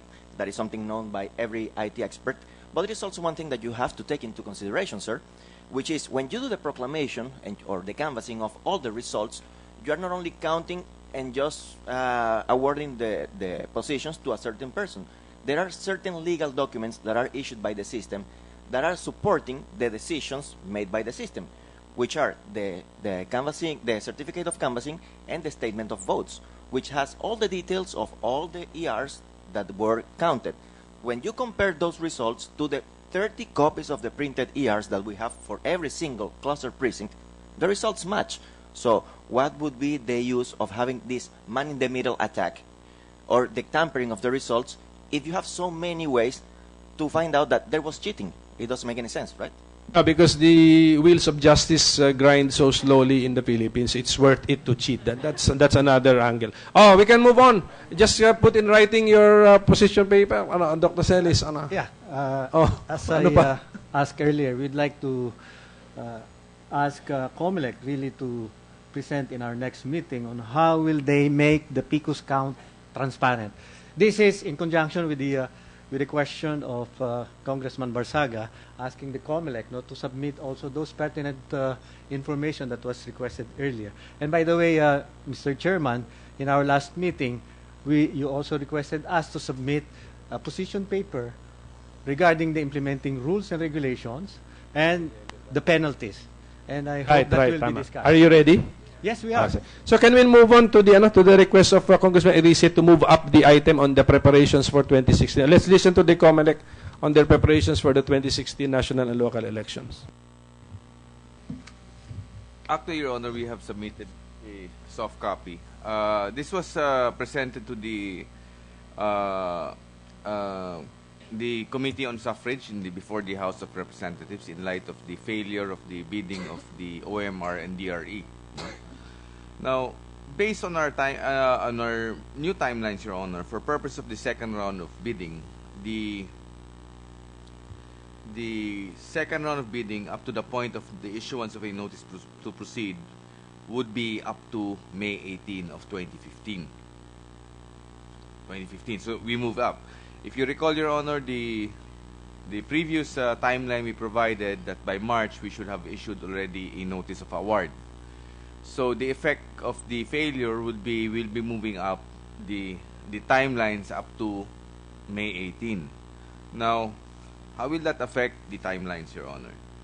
First of all, Your Honor, because of that, Your Honor, we, in terms of the customization period provided to the winning bidder from 6 months, we will have to cut that to 4 months. Meaning the winning bidder would have to comply with customization requirements of only 4 months from 6 months. So that's one, Your Honor. Second, Your Honor, in terms of the source code review, which we scheduled on May 15, what we are proposing, Your Honor, is that the May 15 schedule for the source code review will be for the existing PCOS machine. Then for the new machines, the new OMR and DRE, this will be moved up to June 15, 2015. Then, as to the rest of the other items, with the moving of the cutting of the customization procedure, we can still maintain the timelines, Your Honor. Congressman Barsaga? Just an inquiry. Acting Chairman, will the qualified bidders be able to comply with the shortening of your period insofar as customization is concerned from 6 months to 4 months? Because we don't want to hear the news or newspapers that the winning bidder cannot customize all these machines within the shortened period of 4 months. Do they have already that commitment? Is it already included in your conditions insofar as the bidding is concerned? That will be included, that's included, Your Honor, in the terms of reference for the second round, that the customization from 6 months is now cut to 4 months. And the prospective bidders have agreed to that? So far, Your Honor... No, but there are pre-qualification, etc. You have not asked these questions? So far, nobody has bought the bidding documents for OMR. For DRE, there is one who bought the documents, Okay. that's Citel. If there will be again a second failed bidding, will you be able to comply with this requirement of May 18? No more? No, it will extend, Your Honor. For how long? Minimum? If the third round is negotiated, it may take from 3 weeks to 1 month, Your Honor. It will be June 18 No, Your Honor. or June 20? Based on our timelines, Your Honor, the bid submission and opening is March 30. No? From that, we will know already there is a failure. So you just add 1 month from March 30. So actually, that could be earlier by April 30, from 3 weeks, no, to 1 month. You will cut short, no, because what really takes up a lot of time in the bidding process, aside from the publication, Your Honor, is the post-qualification process. Medyo matagal pa rin yan. That's why this is our concern. Okay. Thank you, Your Honor. Meaning that if you have a negotiated, Mr. Chair, meaning that if you have a negotiated contract, you will forego the post qualifications. Certain minimum requirements, Your Honor, that we can impose as part of the negotiated process. That definitely, Your Honor, like the pass-fail criteria for the technology, we cannot compromise on that, Your Honor. We will require that as part of the negotiation. They have to pass the technical aspect, Your Honor. Another question. There are some comments being given, and their observation is accurate based on the law, that if it is a negotiated contract, you can increase the price by 20%. Correct, Your Honor. Okay. In the event that there will be a negotiated contract, do you entertain the possibility that you will be dealing with those bidders who were disqualified? Yes, Your Honor. Yes. Qualified in the first round. They were disqualified, first and second. No, second, Your Honor, we don't have bidders yet. No, but as there will be only a negotiated contract in the event that the second bidding would fail. Yes. Okay. Assuming that the second bidding should fail, then your alternative under Republic Act 9184 would be negotiated bidding. Yes, Your Honor. Okay. And under the negotiated bidding process, you can increase the amount by 20%. Yes, Your Honor. My question is, would you be still entertaining, insofar as the negotiation is concerned, the bidders who were disqualified by your back in the first or second bidding? Yes, Your Honor. Second, in the event that you will entertain them, they have actually provided bid amounts. Will you be negotiating for a higher or for the same amount, which they have? Of course, the position of the government will always go for a lower amount. No, Your Honor. because we want to know what would happen. It's only in the event that if none of the bidders can meet the ABC that we are proposing, that we may have to look at the possibility of increasing the ABC by 20% maximum. But if there is a bidder who can comply with the ABC, then of course we will prefer the lower price, Your Honor. That is insofar as the negotiated contract is concerned. Yes, Your Honor. Normally what we do at the Comelec, if like there's two failure of biddings, is we invite all the prospective bidders, including those who bought but did not tender a bid. Then we ask them to submit sealed bids, no, on their proposal. Then we will open these sealed bids and look at who is the lowest price available. That is insofar of public bidding, but No, not no, Your Honor. That's we call it negotiated, but that's how we conduct the negotiated. Okay, also in writing. In Close writing, bid. Your Honor. Yes, Your Honor. Any comments on the report of the Comelec? No, sige, Miss Jimenez. Yeah, thank you, sir. After many sessions, no, hearings, actually we already, not being a doomsayer, no, but we already predicted that that the PCOS machines will be reused. All indications clearly show that we are going forward for a 2016 national elections, after all these debates, controversies involving the PCOS, that we will be using the PCOS machines. Like I said a while ago, we are most concerned about how people and the right to vote and the right of their votes to be counted well will be ensured in the 2016 elections. All of us here who are now being accused as election saboteurs by no less than by Attorney Sixto Brillantes, have shown our desire to help improve the election process, sir. We have submitted all the documents. We have submitted all studies, researchers, books, publications. We attended all hearings. I think within our power, within our limited capacity, because we are not full-time in this job. For the record, we are all working. We are not here being paid to attend sessions. That's why we are so concerned, Mr.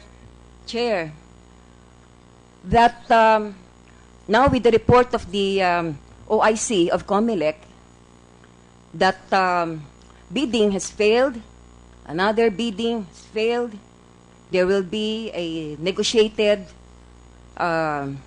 contract, which we actually opposed in the Supreme Court, supported by no less than by the IBP, the Integrated Bar of the Philippines. We are so worried.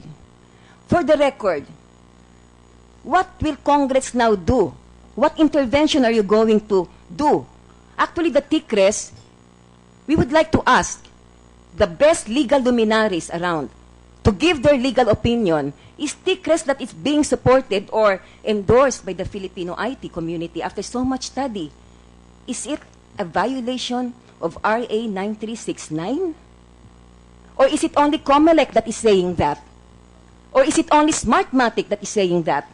Please let us ask We will study everybody. the legal angle. We also Yes, ask the please. Comelec to also study. Yes, please. I know you have a position, pero revisit your position. Kami rin. Apa. Yeah, please, sir. Because we are approaching the elections. We have a damaged institution already. We'd like to be part of that recovery as we approach 2016. But how can we be when we are maligned? And now we are going to be charged with election sabotage, which is a big criminal crime, sir. You know us.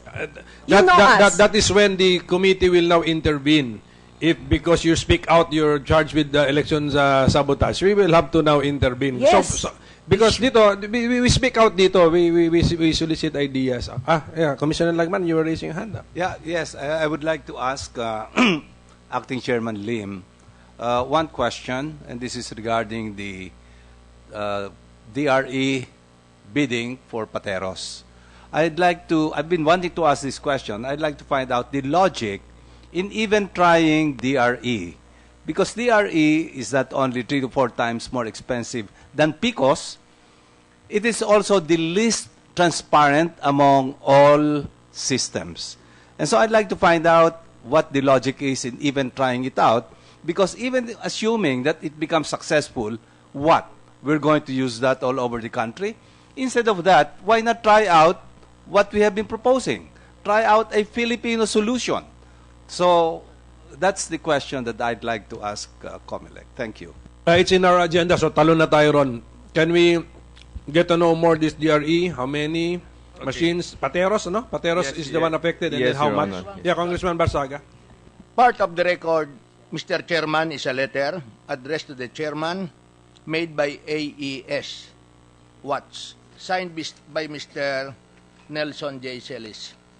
In the first paragraph, and I quote, "On behalf of AES Watts, we would like to submit this urgent manifestation on the heels of allegations linking us to attempts of election sabotage and of certain statements of a member of Congress challenging us to appear clean before the committee.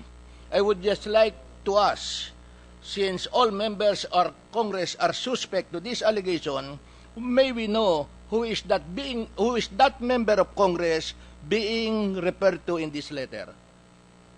Dr. Celis, please. Yeah, Congressman Irize. Oh, Congressman Irize. So he will clarify. But Well, I just quoted the newspaper that the Comelec. Everybody can quote that newspaper. you were it was misquoted. He didn't really. That was not his meaning or idea. I was informed by because I've been following this the news about this election saboteur. In fact, I was told, I talked to a certain member of Congress who was in Congressman Aliping of Baguio, was the victim of this particular incident. So anyway, na-demanda na naman ho, di ba? So, presentation of evidences, kung wala naman ho kayong kasalanan, wala naman kayong dapat ipag-alala. Di ba? Wala naman kayong dapat ipag-alala. Mr. Chair. Yeah, Mr. Chair. Mr. Chair. Attorney Chong. First time yata magsasalita si Tita Tingting. Please, Mrs. Cuangco. Mr. Chairman, in all the past hearings of the committee, just to reiterate the same that Evie Jimenez has said, we with our colleagues have presented the numerous violations of the AES law perpetuated by the Comelec and Smartmatics in the 2010-2013 elections. Recently, all of us have been subjected to sweeping, malicious imputations of election sabotage. Let's put this on record, please, that it was instigated by Mr. Brillantes for unquenching personal vendetta, and we find these trumped-up charges to discredit those who fight for credible and transparent elections. We would have preferred that Mr. Brillantes directly attacked us on our basis of our charges and evidence, rather than using a confessed swindler to malign us. But we will not stop this advocacy to fight for honest and credible, transparent elections, sir. Thank you very much, Mr. Chairman and Congressman. Thank you. Okay, and we understand. Mr. Chairman, Congressman Irize. Medyo nalilito na ho kasi kami. Every time you're coming here, you're representing a different organization. National Transformation Council, Bayan ko, so. Sir, and, may I clarify? And you're also involved in some political political movements. For example, some of you are asking for the resignation of President Aquino. Di ba? You're asking for a revolutionary government. So, and at the same time, you're asking for a transparent election. So, medyo magulo na ho yung yung mga Sir, may we statements clarify? niya. May But we clarify, we sir? will try our best to separate the Yes, sir. causes. No, I know you have a cause naman sa clean election cause. Pero I think nabasa ko rin na a case has been filed with the legal department of the Comelec. So, sir? Actually, acting we can chairman. confirm, Your Honor, there have been 5 complaints filed by the Law Department for preliminary investigations under Rule 34. That is a motu proprio filing, Your Honor. So it will be undergoing preliminary investigation. Ganito kasi yun and I think the basis of the complaint is a certain act. It's not because of voicing opposition to or criticizing the AES. Kung ganun, if you criticize the AES and then you charge us election saboteur, iba na po yun. But let us just respect the proceedings. May complainant naman, may so that we can tackle the AES issues. No, this is a non-AES issue. If there's another act which was alleged to have been done. Attorney Just Chong, a clarification, sir. Gov Tingting Cojuangco is not with the National Transformation Council. I am with the National Transformation Council. AES it's not with the National Transformation Council. But the common ground ho namin dito is transparent and credible elections po. So we have to separate our political affiliations with our cause on these transparent elections. Mr. Chairman, actually we've been hearing them kahit na saan pa sila galing na organization. And in fairness to the Comelec, pinakikinggan naman sila eh. Actually, they're the ones mentioning the case eh. Comelec wala namang binabanggit, pinakikinggan sila, and Comelec are answering their questions. Can we not touch that case so we can move on to AES issues? Sir, we will just like to put on record that the witness who executed the affidavit before the Comelec had actually made us an amicable settlement for swindling a TV reporter, and actually naghabulan pa nga ho sila doon sa Katipunan with the police until he called up to surrender, and he was detained at the CIDU in Camp Karingal. Ito po yung amicable settlement. That is the statement of the first party, the reporter ho na naswindle for 12,700. Ito po yung statement of the second party, the swindler, the witness. He is the signature. Kinabar ko lang ho because ayaw pa ho niyang lumantad. And this is the,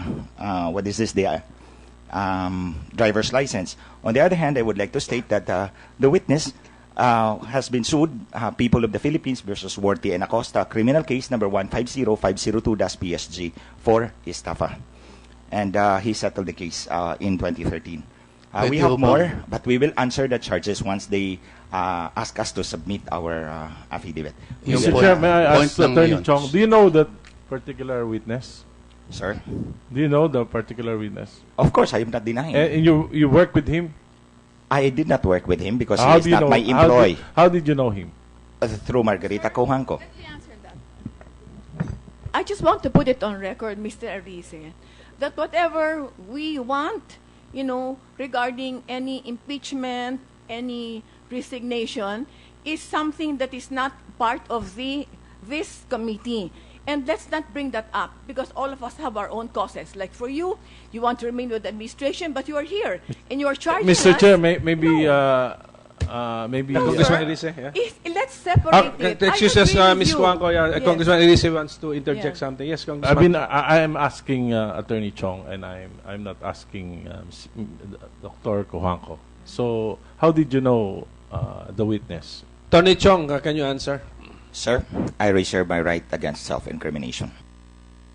Anyway, ganito, actually, I'm not interested also in the estafa case, pero can we leave that matter to the Comelec Law Department? Yes, especially on the part of the Commission and Bank, because whatever the recommendation of the Law Department, we will have to approve, no? So we cannot really comment on that. I told former Chairman Brillantes, wag na natin i-tackle yan. Iba yan, AES po tayo, JCOC on the AES.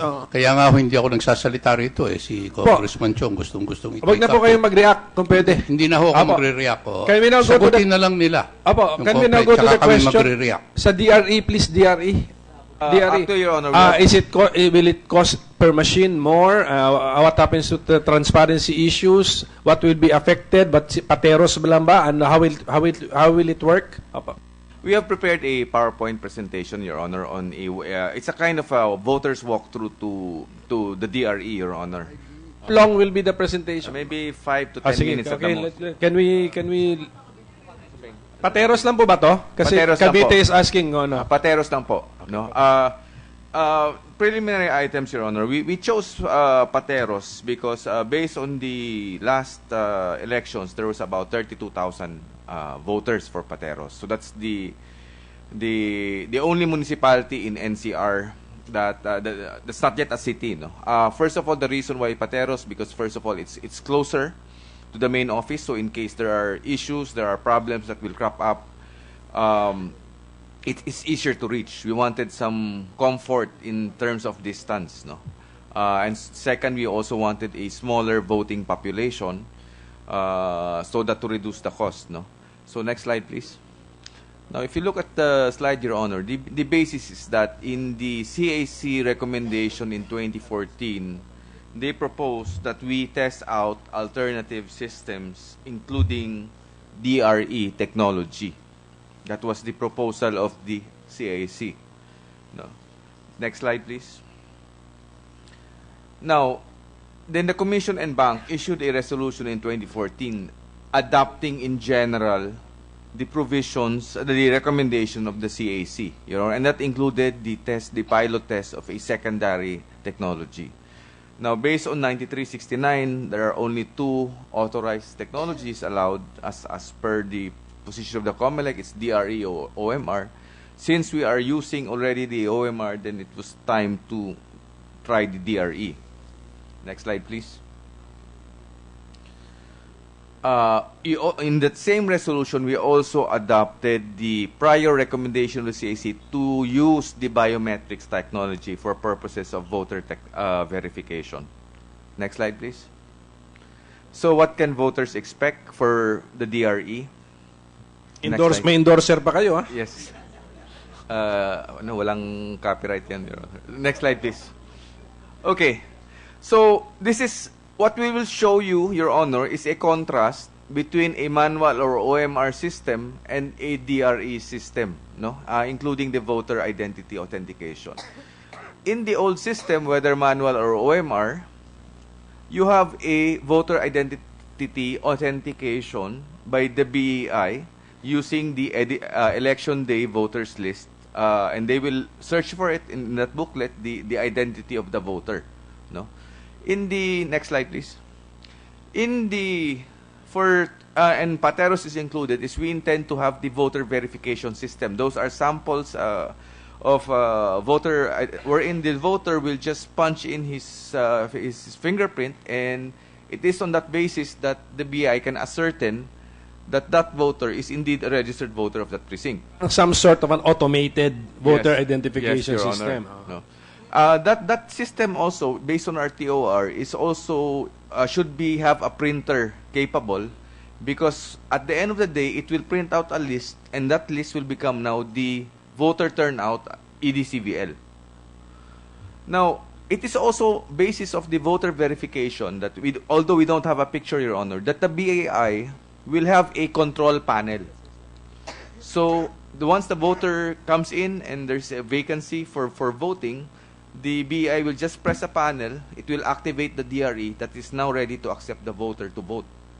So because we have a danger, if the DREs are all set up at the same time, then one voter will just go to one DRE, he transfers to the next DRE, and he makes multiple votes. No, so there has to be some sort of control by the BEI. Next slide, please.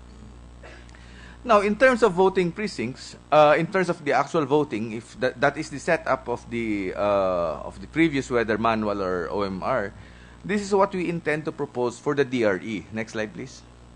We will have now voting booths for DRE. We intend to construct them. That's why it is financially feasible for us to have it in Pateros, because there's probably about maybe 400 precincts.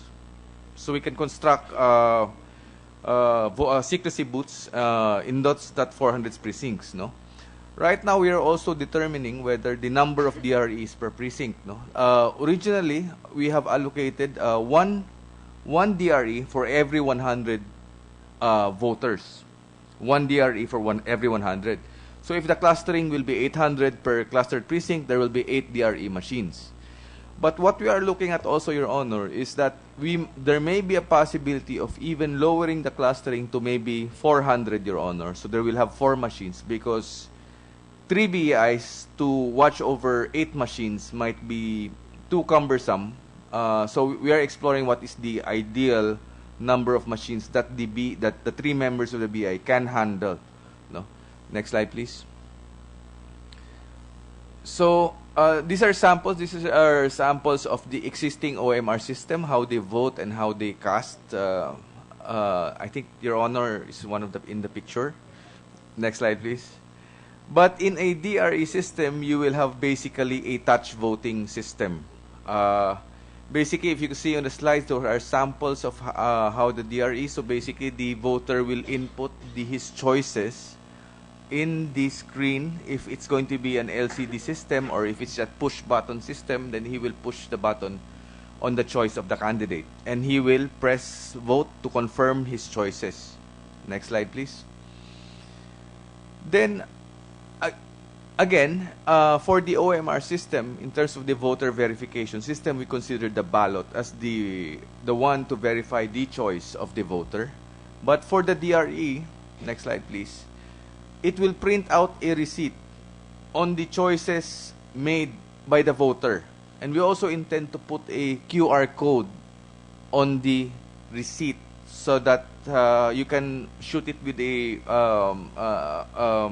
barcode scanner, and also the results will be encrypted in that QR code.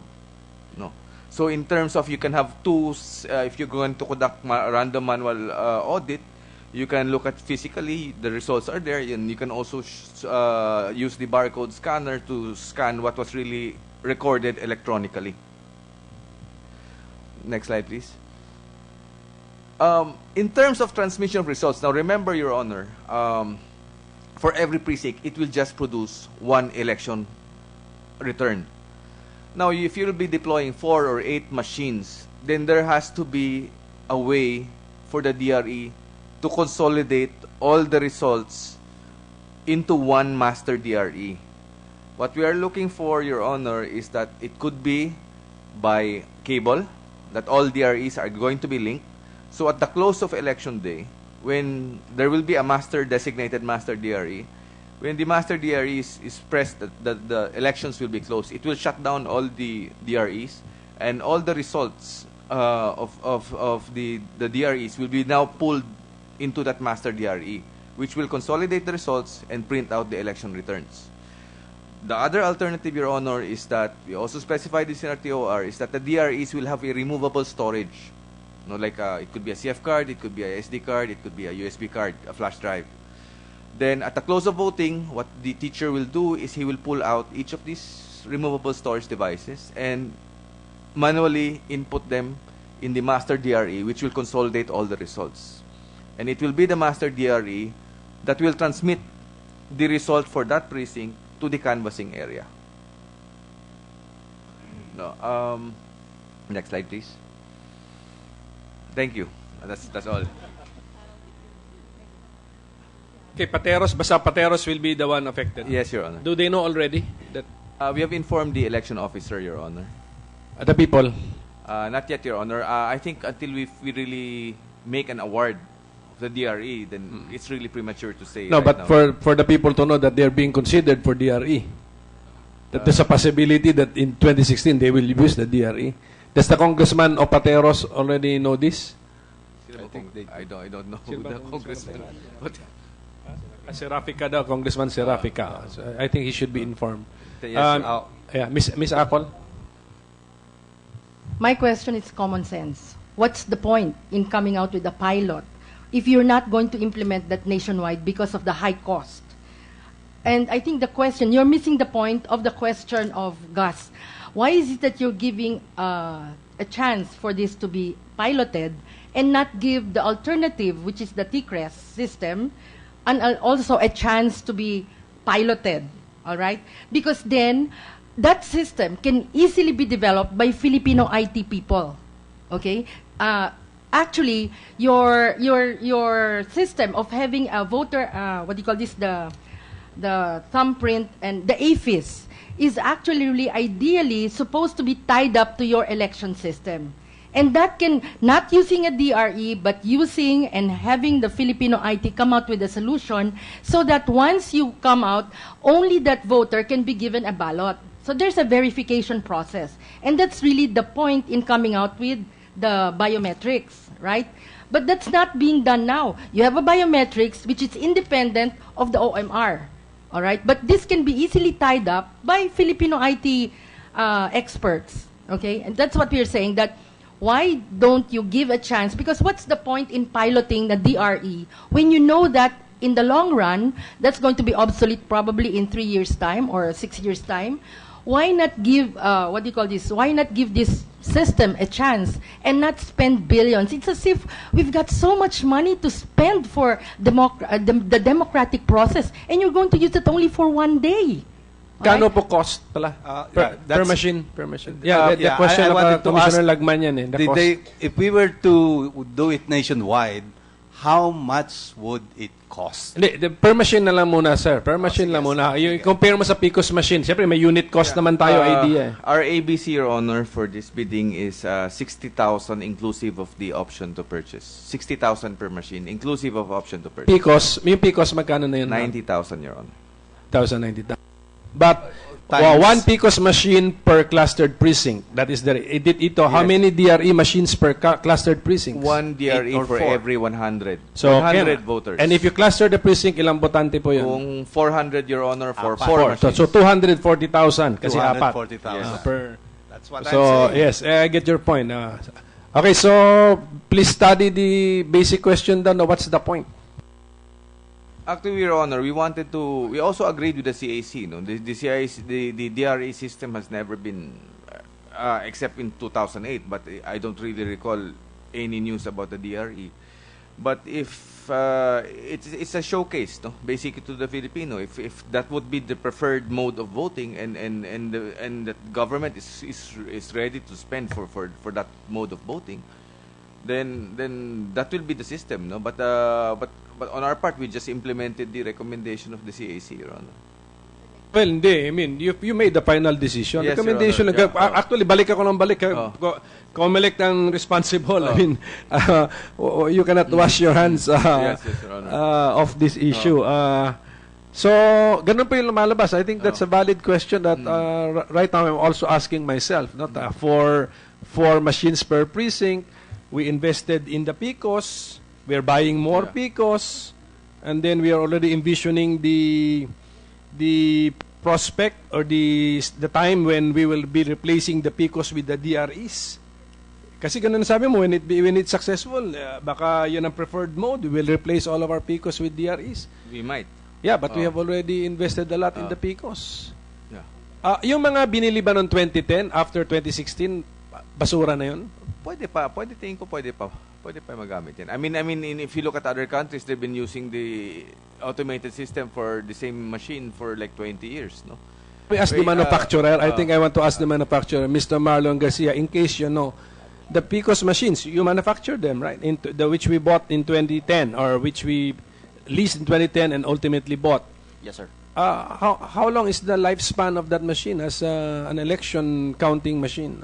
As long as they are properly maintained, they can last 20, 50 years. Precisely, no? And you're refurbishing the ones bought in 20. Yes, sir.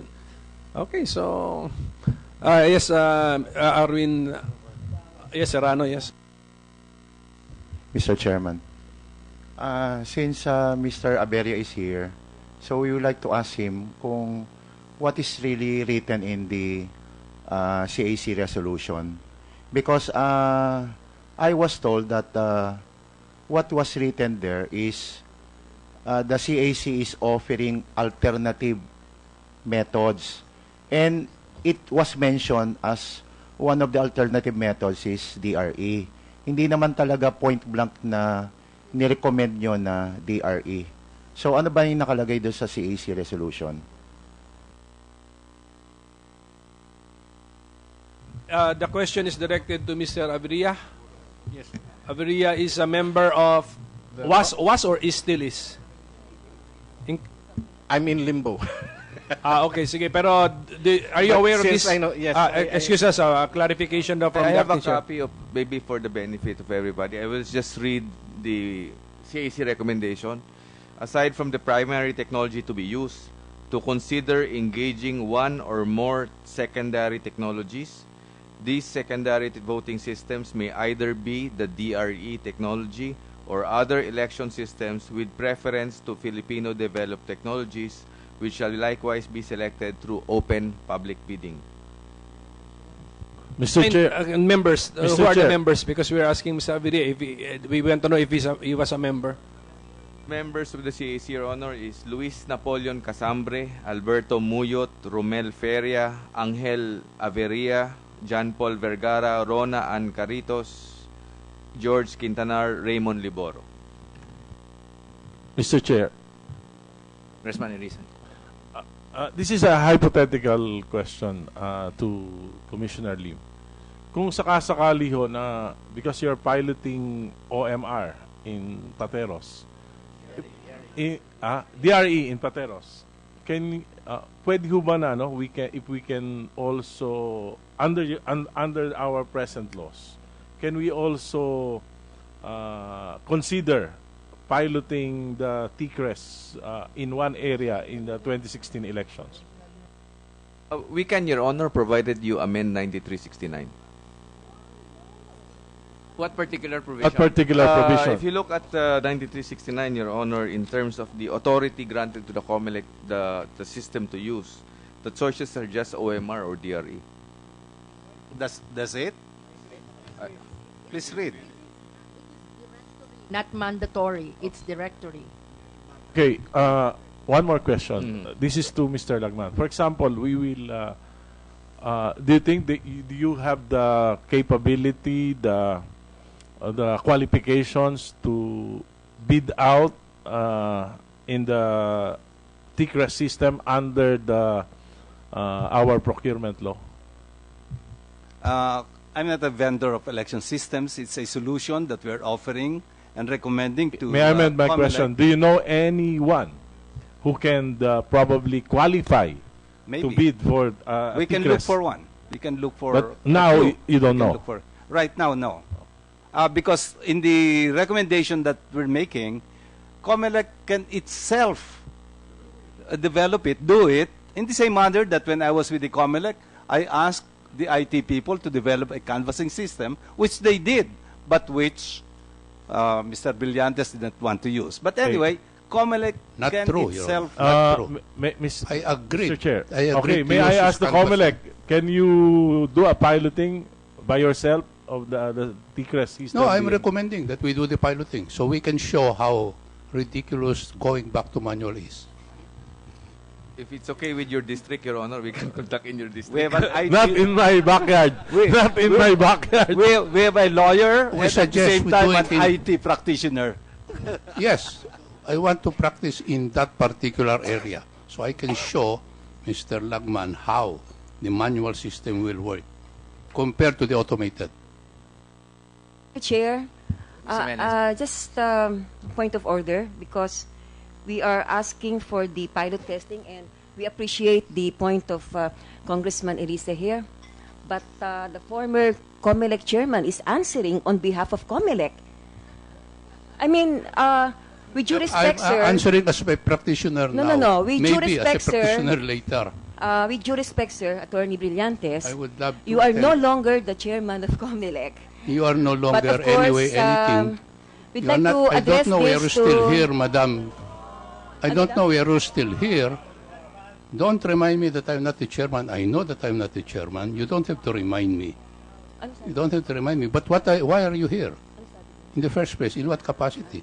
Are you an IT Okay, expert? order na tayo. Tuloy tayo. Well, part of the Commissioner public, Lim, we are Okay, for the can you record, please, that should be on the record. Can you please provide as that particular provision and the recommendation kay Congressman Erice, no? Since he is the vice chair of the committee in the House who's supposed to act on it, no? Teka, nag-aaway na ba dahil gutom na? May working lunch po tayo, working lunch. I'll just Chairman. read the question of the Honorable Sarmiento. No? I'd like to point out Section 5 of Republic Act 9369. Section 5, authority to use an automated election system. To carry out the above stated policy, the Commission on Elections, herein referred to as the Commission, is hereby authorized to use an automated election system or systems in the same election in different provinces, whether paper-based or a direct recording electronic election system, as it may deem appropriate and practical for purposes of voting, counting of votes, and canvassing, consolidation, and transmittal of results of electoral exercises. If I cut to that point. Meaning that the, yes, sir, meaning that the TCRES would not apply. TCRES is paper-based. Your Honor, if I may read the definition of terms of paper-based election system. Paper-based election system is a type of automated election system that use paper ballots, records and counts votes, tabulates, consolidates, canvasses, and transmits electronically the results of the vote count. So there is an electronic factor in the counting that is of the correct. votes. TCRES has electronic transmission capabilities. So you mean to say the phrase electronically the results of the vote count you apply to us Counting. also describing the counting of votes? Yes, Your Honor. Medyo sa ano na yan, nasa statutory construction na. May actually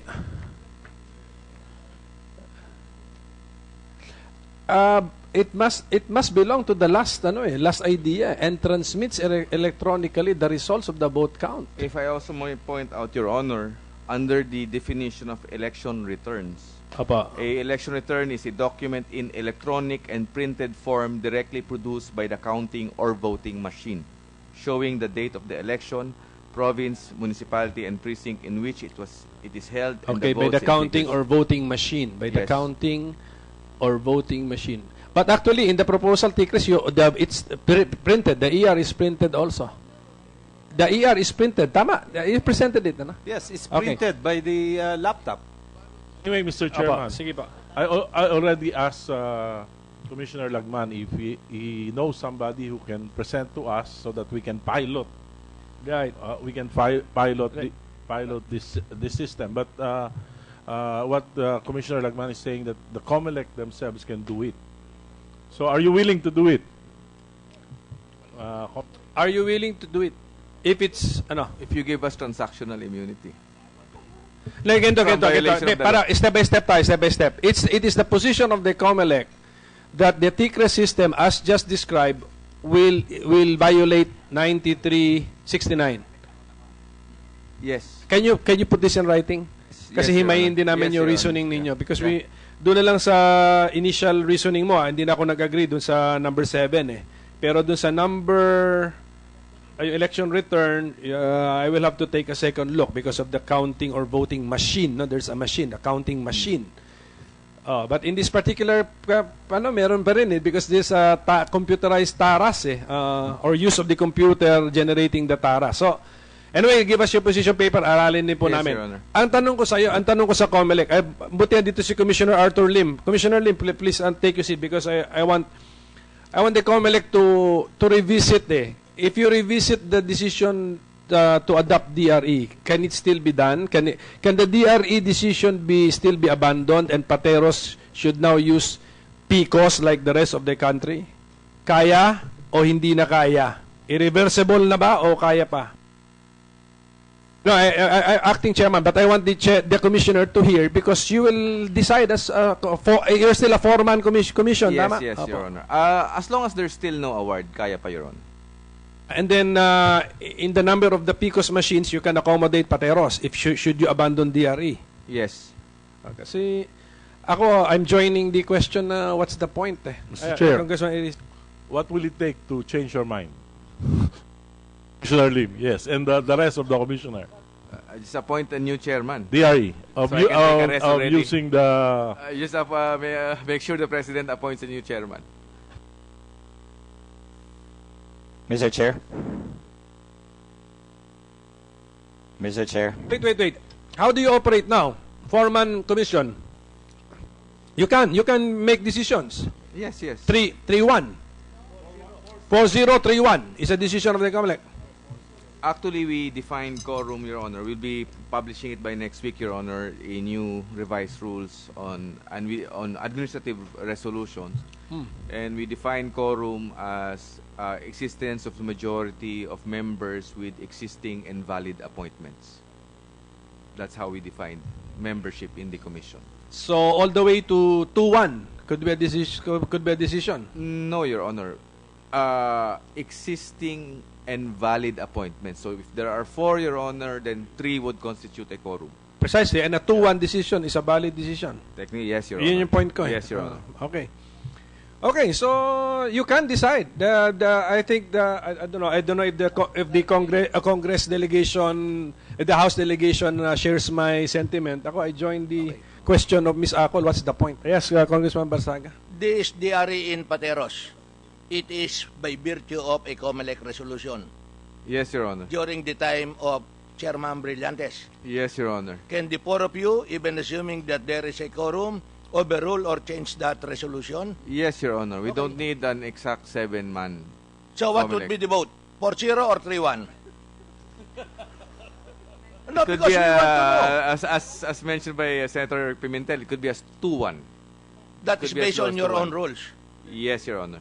That is insofar as administrative matters are concerned. Yes, Your Honor. What about insofar as election cases are concerned? Based on existing jurisprudence, we will need 4 votes. 4-0. 4-0. Otherwise, the appeal decision is dismissed. Yes, dismissed. The appeal is dismissed. Okay. Mr. Chair. Acting Commissioner, Acting Chairman, do you appreciate the ideas here being exchanged, the ideas brought out? Yes, Your Honor. May I hear from Commissioner Arthur Lim, the newest commissioner? Yung sa DRE lang, I mean, do you see our point? Yes, Your I'm trying my level best to comprehend, not being an IT man myself. But if I may express a personal view without necessarily telegraphing my vote in the en banc when the matter crops up, I am all for transparency, but I believe it is time to move forward. The new technology is automation, and the law even mandates that. Now, on the specific issue of DRE, under your guidance, Your Honor, we can reconsider the matter of pilot testing, DRE. But I am not necessarily saying that I will vote for abandoning what the en-banc, 7-member en-banc had already approved, Your Honor. 7-0 in the resolution sa DRE? Yes, Your Honor. 7-0. May I just remind yes, Commissioner Lagman. Commissioner Lim about one of the slides that I showed. Many of those countries which reverted to manual were using DRE, and because of the non-transparency angle, they went back to manual. Mr. Chair. I suggest, I hasten to opine or respectfully suggest that we should consider the specific factual milieu as well as legal milieu prevailing within each country. As already pointed out, we are perhaps the only country in the world that holds synchronized elections with about roughly 33 to 40 candidates. And if you go to manual, it will be a very difficult process, let alone address the concerns of the Honorable Congressman from Samar, Mel Sarmiento. He expressed what I feel is really a valid point to consider, because I come from the province of Sulu, Your Honor, where tension can also be high during elections. Sulu ka pala. I thought Cebu. Sulu. Siya si Sulu and Badyan, Cebu, Your Honor. Okay. Pero, Acting Chairman, from studies, anong accuracy ng DRE? Because kung... Your Honor, 99.995 ang specified sa OMR. Sa DRE, it's 100%. That's what you specified. Okay, so you will now test the equipment. Yes, Your Honor. Mr. Chair. Yes, Attorney Chong. Since Smartmatic is also bidding with respect to the DRE, maybe we'd like to ask for clarification if Mr. Garcia is not competent to answer this, maybe at the next hearing. With respect to the case of Smartmatic International subsidiary, Sequoia Voting Systems, there was an adverse decision by the Superior Court of New Jersey on the DRE that Sequoia Voting Systems was proposing precisely because yung auditability ng system. So if Mr. Garcia is not competent to answer this, maybe in the next hearing, Your Honor. And no need to answer from Mr. Garcia, but I think that's the call of the Comelec. Eh, di ba? If Smartmatic and if Attorney Chong is aware of that case, you should also be aware of that case. Sequoia, and then you just take it. You just ask Smartmatic to clarify what the case is all about. Ms. Jimenez. Yes, thank you, sir. I was invited to this hearing as a resource person, sir, to represent CENPEG, which has been into policy studies, researches for the past 11 years. So I am here present for the information of the former Comelec chairman. Why I was invited? Because he questioned why I am here. For that record. Because I am the chairman of the Senate panel, so I invite who I want to invite. I was also invited, Your Honor. Yes, I know. Yes. I was in fairness to former Chairman Brillantes, I asked him no longer to touch on the case involving Ting Ting Kuwang, and he honored our agreement na hindi na, so that we will not waste time on it. So it was just a childish reaction, I think, knee-jerk reaction from the chairman, because I was just asking that all questions addressed to the Comelec should be answered by the Comelec members and the chair, acting chair. Pero ganito kasi, like when you ask questions kasi, you direct it to the chair, so that the former chair is also not provoked to answer directly. Ganun lang, so that we will have a respectful exchange. Okay, noted, sir. Can we move on? Can we move on? I would like to bring up DRE? Kasi we've been talking about systems and the non-compliance, etc. I had asked earlier that not to further prolong the discussion is we invite other groups, those who had studied, who are able or competent to do the studies, to give us their opinions, and their comments. Because while we are discussing here, I'm just asking one thing. Are all the decisions of the Comelec or the recommendations based on the research? Because I understand they should have a research department. And every organization should have a research, because if they are going to recommend the RE or whatever election system there is, it should be on the basis of study. It should be a basis of feasibility studies, researches. We don't have to provide them. Because way back when Attorney Brillantes was still not chairman, we were providing them, the Liberal Party, the UNA, the different political parties, with all our studies and researches. They don't have to accept our studies, hook, line, and sinker. But it would help, of course, that Comelec should have its own research department. And we, as a Policy Studies Center based at UP and all other departments involved in research, legitimate studies, we can help each other so that we cannot prolong the agony of the members of the JCOC, Senator Coco, Congressman Erice, Congressman Berzaga, and everybody about, teka, pinag-aralan niyo na po ba yan? Bakit po pinipili nyo DRE? Bakit ito? Because that is precisely the root of the conflict now. We come from different perspectives. We come from different viewpoints. We are talking, the IT here are talking from the viewpoint of IT. You are talking as members of Comelec, I understand. You have to preserve the integrity of the Comelec as an institution. But we do not want to attack. But we just differ on many things because ours come from studies, researches. We will defend to death the findings of our study. We have that confidence. Kaya lang, that is why we would ask that the research department, kung meron man ang Comelec, we would meet. We could get together, join our studies, pag-aralan natin, what would be the best election technology that could help promote election suffrage in this country, make the people the center of our electoral process, not the machines. We are fighting over the PCOS machines provided by foreigners. We have our best IT. Now, if we're going to do that through the JCOC or the Comelec, ideally, we'll be helping each other. Whoever will be the chairman here, we promise you, when Attorney Brillantes was the first chair, when he assumed office, he would attest to this. We were the first to visit him. We were the first to talk to him for hours. He would talk to me over the phone, for the record. 1 hour over the phone. Init-init ng phone. We talked about how to improve the system. Very good. Now,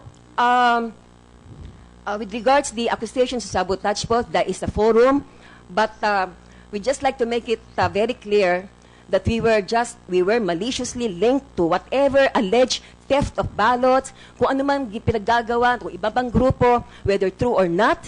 Kami po sa IceWatch, we will continue our work to study, to promote, to recommend, and if you want our help to provide briefings, we will do that. Free. You mentioned groups. Okay, can you give us the names? Kasi we tried our best to invite the groups. So give us names of groups that we have not invited yet. I Tingnan think natin. Okay? for legal questions, the best, of course, is the Integrated Bar of the Philippines.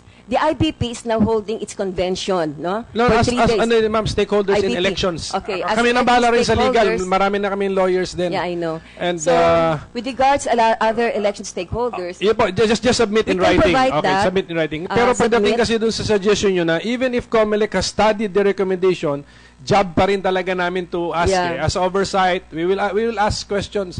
So, you have a research department, Acting Chairman? Legal opinions and research are under the law department, but Pero really law pa as rin. a... Hindi, yung kunyari example, yung DRE, na-research ba yun? Research and development, wala po. Wala. ITD, Your So, Honor. kasi kung may research department, na-research sana nasa yung kung tama yung sinabi ni Commissioner Lagman that other countries which tried DRE were disappointed with DRE, went back to manual. Sana na huli natin yon.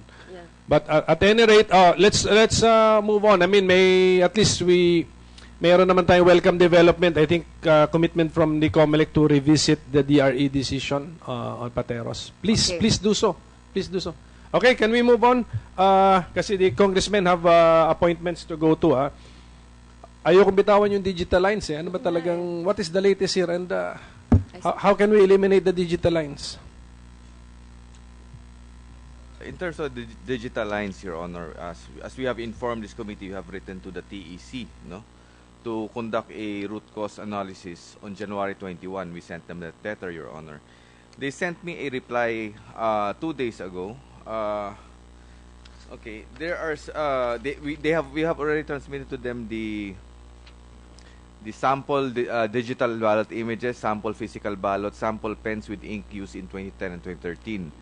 But now they're asking us for the following: functioning PCOS machine without digital lines. We will need to take this up at the NBank level, and they're also asking for funds, personnel funds for transportation, room space, and other modes of support. As maybe we need to clarify this. No? But of course, we are also very interested, Your Honor. So the process is ongoing by the TEC. I will submit this for the consideration of the NBank on Tuesday, Your Honor, the additional request of the TEC. Now, on the second part, Your Honor, we have discovered that the case of Lapu-Lapu City still remains pending by the NBank. But I hope by the next JCOC it will be already resolved and we can So we will not discuss. touch a pending case. Yes, Your Honor. Now, on the second part, on the possible enhancements, Your Honor, you've asked that, Your Honor. Ms.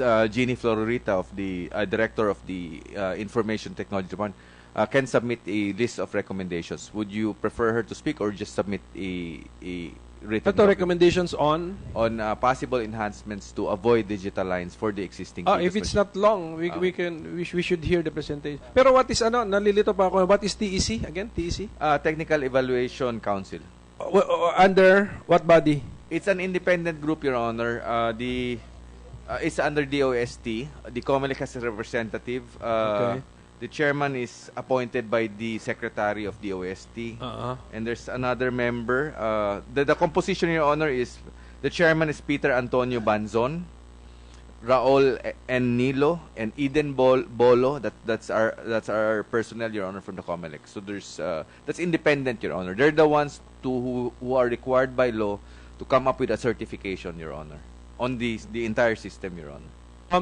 How many months do they need to give us I would suggest, Your An Honor, maybe explanation. in the next hearings, if the TEC can be invited also by the JCOC, because they're really we cannot really dictate on them on what, because it's an independent group, Your Honor. But if they cannot work until you decide to release the funds to them. We will take this up immediately, Your Honor, on Tuesday. Please Yeah. do so kasi Yes, Your Honor. marami naman yata kayong savings, di ba?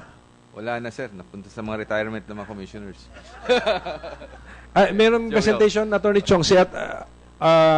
There is a presentation on the enhancements. Good afternoon, Your Honor. I don't have the prepared presentation, but I can report on the activities and the plans of the Comelec. Sige, go ahead. to solve Go ahead. First, Your Honor, the Comelec is currently undergoing the preventive maintenance, diagnostics, and repair of the 80,000 plus PCOS. And part of that diagnostic is the testing of the scanner, where the Mylar is part of that scanner. And then during the checking, during the diagnostic, we are scanning one blank ballot. And if the result of the LCD displays overvote, undervote, and or a candidate name, that scanner has a problem with Mylar. And part of the contract is replacement of Mylar immediately. Also on that activity, TEC has on the side doing another test, and that is scanning marked ballot and then checking the ballot image immediately, so that we will know what are the affected PCOS Mylars. And then a second option, we are planning, or even in 2014, we have planned to replace all Mylars of the PCOS for the second stage of the program. And then another option that we have planned also in 2014 is the upgrade of the software of the PCOS and the hardware, which will include the requirement on the automatic detection, if any, on the stain on the Mylars. And then the last plan that Comelec is the bundling of the ballot paper and the marking pen, and to include in the procedure the marking of the ovals in the ballot using the bundled ink, so that we can immediately determine if the ballot will bleed through the ballot paper or it will remain wet. And also, we Comelec have some negotiations with discussions with DOST on the possible agencies, attached agencies, to do the testing of the paper, the ink, and the Mylars. That's the plans, Your Honor. You gave us plans. Which ones have been adopted? The first po, we're currently we're currently doing the diagnostics and repair at the warehouse. Among the plans na binanggit mo, only one is now being carried out. Yes. What happened to the others? The other will be still for approval by the NBank. Yun, in the future JCOC, you have to tell us which ones you adopted, which ones you did not adopt. Yes, Your Honor. And then you're inviting us tomorrow. Tama mo ba yun? Who are invited to go tomorrow to witness the... Members of the JCOC, the political parties, and accredited citizens arms.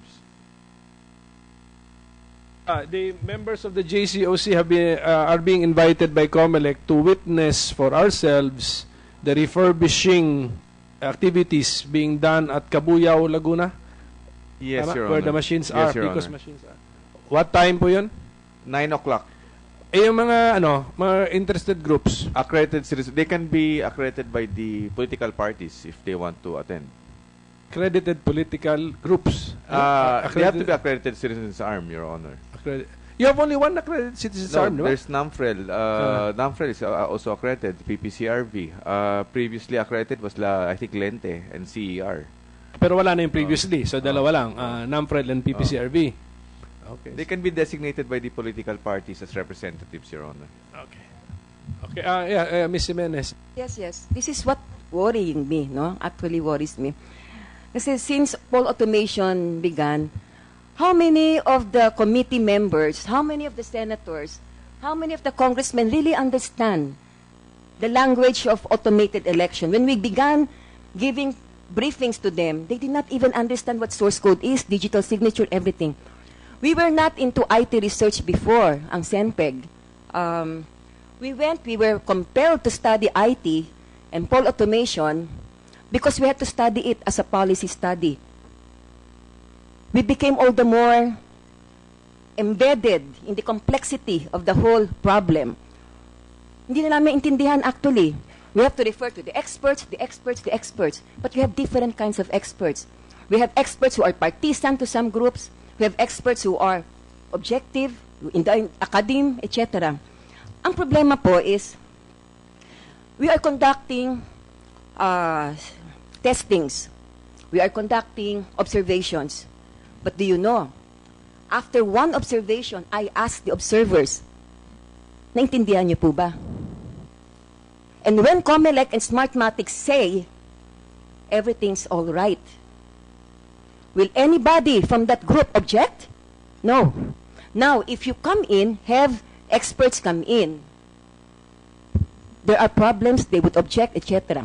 Yun po isang problema namin at tingin ko ang buong bayan, ang buong sambayan ng Pilipino ngayon ay nalilito sapagkat we're talking of an election system that has become so complex to the mind of the ordinary Filipino that when they circle the bilog-bilog, pakisayaw, kasama, will they understand? Will they know that their vote has been counted by the machine? No. If they protest, okay lang, nanalo yung kandidato ko.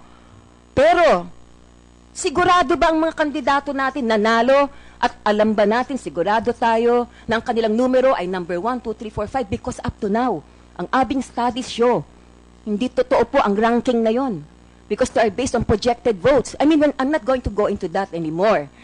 Problema po ngayon ay the election process that should be a part of the psyche ng bawat tao has now become automated, robotized. Ang ordinaryong tao na gustong lumahok, gusto niyang maintindihan ang boto niya, gusto kong maintindihan ang boto ko kasama ng aking pamilya. This is the collective vote. This is a collective act. This is not just an individual circling of the bilog-bilog. In short po, bukas ay magkakaroon ng testing. I understand, Chairman, yung testing bukas, ano? Merong ano po yung gagawin? It's yung a walkthrough. Walkthrough. Now, what is a walkthrough? Naintindihan ba yun ng lahat? Walkthrough. Ano po ba yung gagawin? Papakita sa atin ng Smartmatic, the vendor, this is what is going to be done. Naintindihan ba natin yun? Let us be honest to ourselves. Pwede ba i-video? Hindi. Yun na nga. Chairman, acting chairman. Okay. Ano rules ninyo? Yeah, I'll have to consult. Pero baka tomorrow we can be lax tomorrow. Okay, hindi. Tama naman si Miss Jimenez. Sa walkthrough, hindi naman namin talaga maintindihan yan. Pero dapat naintindihan ng Comelec what you're doing. Kaya, Commissioner Arthur Lim, you have to brush up on your IT.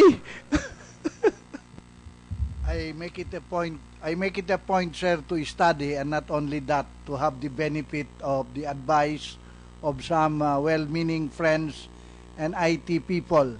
Even Mr. Quintanar has been kind enough to also offer his services of educating this humble representation. Mr. Quintanar is here? Wala. I don't think George is here. I don't think so, George is here. Can we move to the next, one of the items in the agenda? Just this last thing, no? Kasi, after the testing or the walkthrough tomorrow, there will be more. I saw the Comelec calendar to guide us sa research. All the more, I'm becoming warrior by the day. Because in 2010, 2013, we were one of the active observers. Even if not accredited, we were the most active, in fact. Our problem was, if we had to educate people about this, especially the poll watchers, the watchdogs, the accredited watchers, and even the Comelec themselves, Comelec members. Actually, ang experience po namin, sir, when we did the research, we had to re-educate our mind. We had to consult a lot of IT people. It did not take us just 1 day, 2 days, 3 days, no. We had to go to crash courses. Because the whole thing, Mr. Chair and the members of the JCOC, you will be reporting this to the Filipino people. I do not know if anybody can just sit there or stand up and say, the source code is this, and everybody can now understand. No, sir. Wala po nakakaintindi. Kahit ang mami ko, kahit po yung aking mga kamag-anak, hindi po naintindihan. Importante, sabi nila, okay na yan, Evie. Kasi basta tapos ng eleksyon, natapos na. Umuwi na kaming maaga, sabi ng aming mga kasamang teachers. Okay na yon. Pero that is not the whole point about election. The election is a vote, is a valuable vote of every individual. And it becomes collective, marami tayo, milyon-milyon, that becomes a collective voice. And we elect now. I get your point. Ang officials. tanong siguro, how can we make these walkthroughs more productive? Kasi parang naging symbolic lang siya na walkthrough. Pumunta nga kami ron, tinignan namin, di namin din naintindihan ano nangyayari. Hindi, pagkatapos, Your Honor, the formal start is really on the 21st, but we'll be allowing watchers. There will be a monitor wherein the watchers can monitor, no, kung merong nangyayaring kakaiba dyan. No, parang printing of ballots, di ba? If you recall the printing of ballots sa NPO, meron kang payayagan ng watchers, may CCTV cover, you can scan and pan. We'll be allowing that watchers to the entire process. Who will be qualified now to be watchers or to send watchers? The representatives of the political parties and the citizens' army. So, okay, these groups are not political parties. So how can they be citizens' arms? Okay lang ba? Or is it so difficult to be a citizens' arm? Example, I'm sure like you are with PDP Laban, no? You can accredit Mr. Celis, and Celis is now authorized to attend. Mel Sarmiento is Liberal Party. He can accredit Glenn Chong, and Glenn Chong can attend. That's acceptable to the Comelec? Okay. For the record, ako. Okay. Yes, sir. Can I express an opinion, Your Honor? Pa. With due respect to the Honorable Acting Chairman, and more often than not, we find ourselves on the same side. Personally, I have no objection to the gentlemen and ladies present observing and participating in the activity tomorrow, provided that they will not be disorderly, and I do not expect them to be disorderly. Personally, I would welcome even the ordinary citizen in the street to observe, provided. Personal lang po yun. Ang rules ninyo kailangan accredited. So, yun, accredited or nominated by the political party. So, that's your existing rules, we follow, because that's your existing rules. So, if you want, you modify it to make it to relax your requirements, if you want. In all candor, this walkthrough, I think, wala naman tayong rules. Mike, sir. Mike, Commissioner. Baka naka-off yung mic mo. Well, I was just expressing my personal view that I would welcome any person or anybody, any Filipino citizen to watch and observe. I am in favor of transparency to the hilt, Your Honor. Kaya nga, sir. But if they go there tomorrow, they will not be welcome kasi may rules pa nga kayo. So you better review. If you want to relax your rules, relax your rules. Pero sa ngayon, political parties, accredited citizens of the Comelec, or those nominated by political parties, accredited by political parties. Yeah, Mr. Casino, please. Thank you, Chairman. As part of industry practice, one process probably that would be ideal for a source code review is for Comelec or the vendor prepare a checklist of what is going to happen and what to expect, so that way there's a guide. And then I understand in the previous source code review, the vendors will be requiring a non-disclosure agreement. And how can that be transparent when the observers are required not to disclose what they observe? So then that does not become transparent. So if the good chairman here could consider that to lax that requirement by the vendor. Ibang topic naman yun. Ano naman ang rules sa source code review? Sige, I'll pursue the Our matter. primary guideline, Your Honor, is really the ruling in Senpeg versus Comelec. I think you were the counsel, Your Honor, of that, no? And that the restriction requirements imposed by Comelec was deemed valid and reasonable by the Supreme Court. But that's, Mr. Casino, that's a source code review. Yung bukas, just to witness the refurbishing Refurbishing na ba? Actual, no? Actual refurbishing. Preventive maintenance, Your Honor. Preventive maintenance. Okay, That's for tomorrow. preventive maintenance, the same. They will say, enumerate what is going to be refurbished and what are the causes. At least everything is properly documented for change management under the rules of change management. Thank you, Your Honor. We have a checklist of what's to be done, Your Honor. Okay, so tama naman so that we will know what to expect din, ano, to happen. Chairman. Okay, Mr. Kerubin. Just one request, please. Since in relation to the refurbishment, can we get a copy of the patent certificate of the PCOS machine, because that was the basis for the negotiated contract, that it has to be negotiated because there's an IP protection for Smartmatic. So can we have a copy of the patent certificate of the PCOS machine, please? Is that possible, Acting Chairman We Lim? would better refer them to Smartmatic, Your Honor. I mean to say, Comelec does not have that document? We have that, Your Honor, but if Smartmatic would provide it, then... Smartmatic, Mr. Garcia, for a reaction. Sir, on that regard, I don't have information regarding what we can disclose or not. I will get back to our legal department and top management, and we will submit a formal request or reply.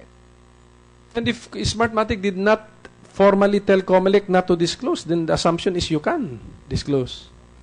Kasi kung hindi, they should have been more vigilant in protecting their rights, diba? They should have told you, do not disclose, do not give copies of this document. If there is no such instruction, ang assumption natin, you can.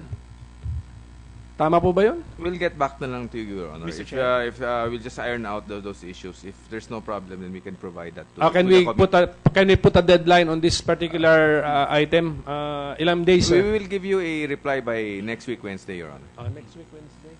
Next week, Wednesday. Mr. Kerubin, is that okay? Next week, yes, Wednesday. But what I understand, sir, that patent certificates issued by countries are supposed to be public documents. Okay. Because So we were that- actually looking for... That should turn out in the research on whether they can give this to us or not. Kasi Basta, we were actually looking for the patent certificate. ang We couldn't agreement find is it. up to Wednesday. You follow it up with us so that Yes, we sir. will also pressure the Comelec Yes, to give sir. us the copy. Thank you po. Okay, so, Mr. Menes, sige. About tomorrow, sir, you know, in the past, what was done, and I would presume this would happen again. The political parties, kasi bukas na to, no, before, they would call us to Senpeg, no? Modesty aside, kasi they would ask for guidance, yung studies namin, researches that done. They would get copies of our book, publications on pole automation. They would get experts from AES, no, IceWatch. Bukas na to, actually, somebody called me up already, no? Asking for guidelines. Ang point ko po, sir, is hindi nila naintindihan. Those who would be going there, actually, let's face it, even the Comelec going there, their staff, I would ask everybody here, do you understand what you're going to observe tomorrow? I already asked several members, are you going to proceed with that?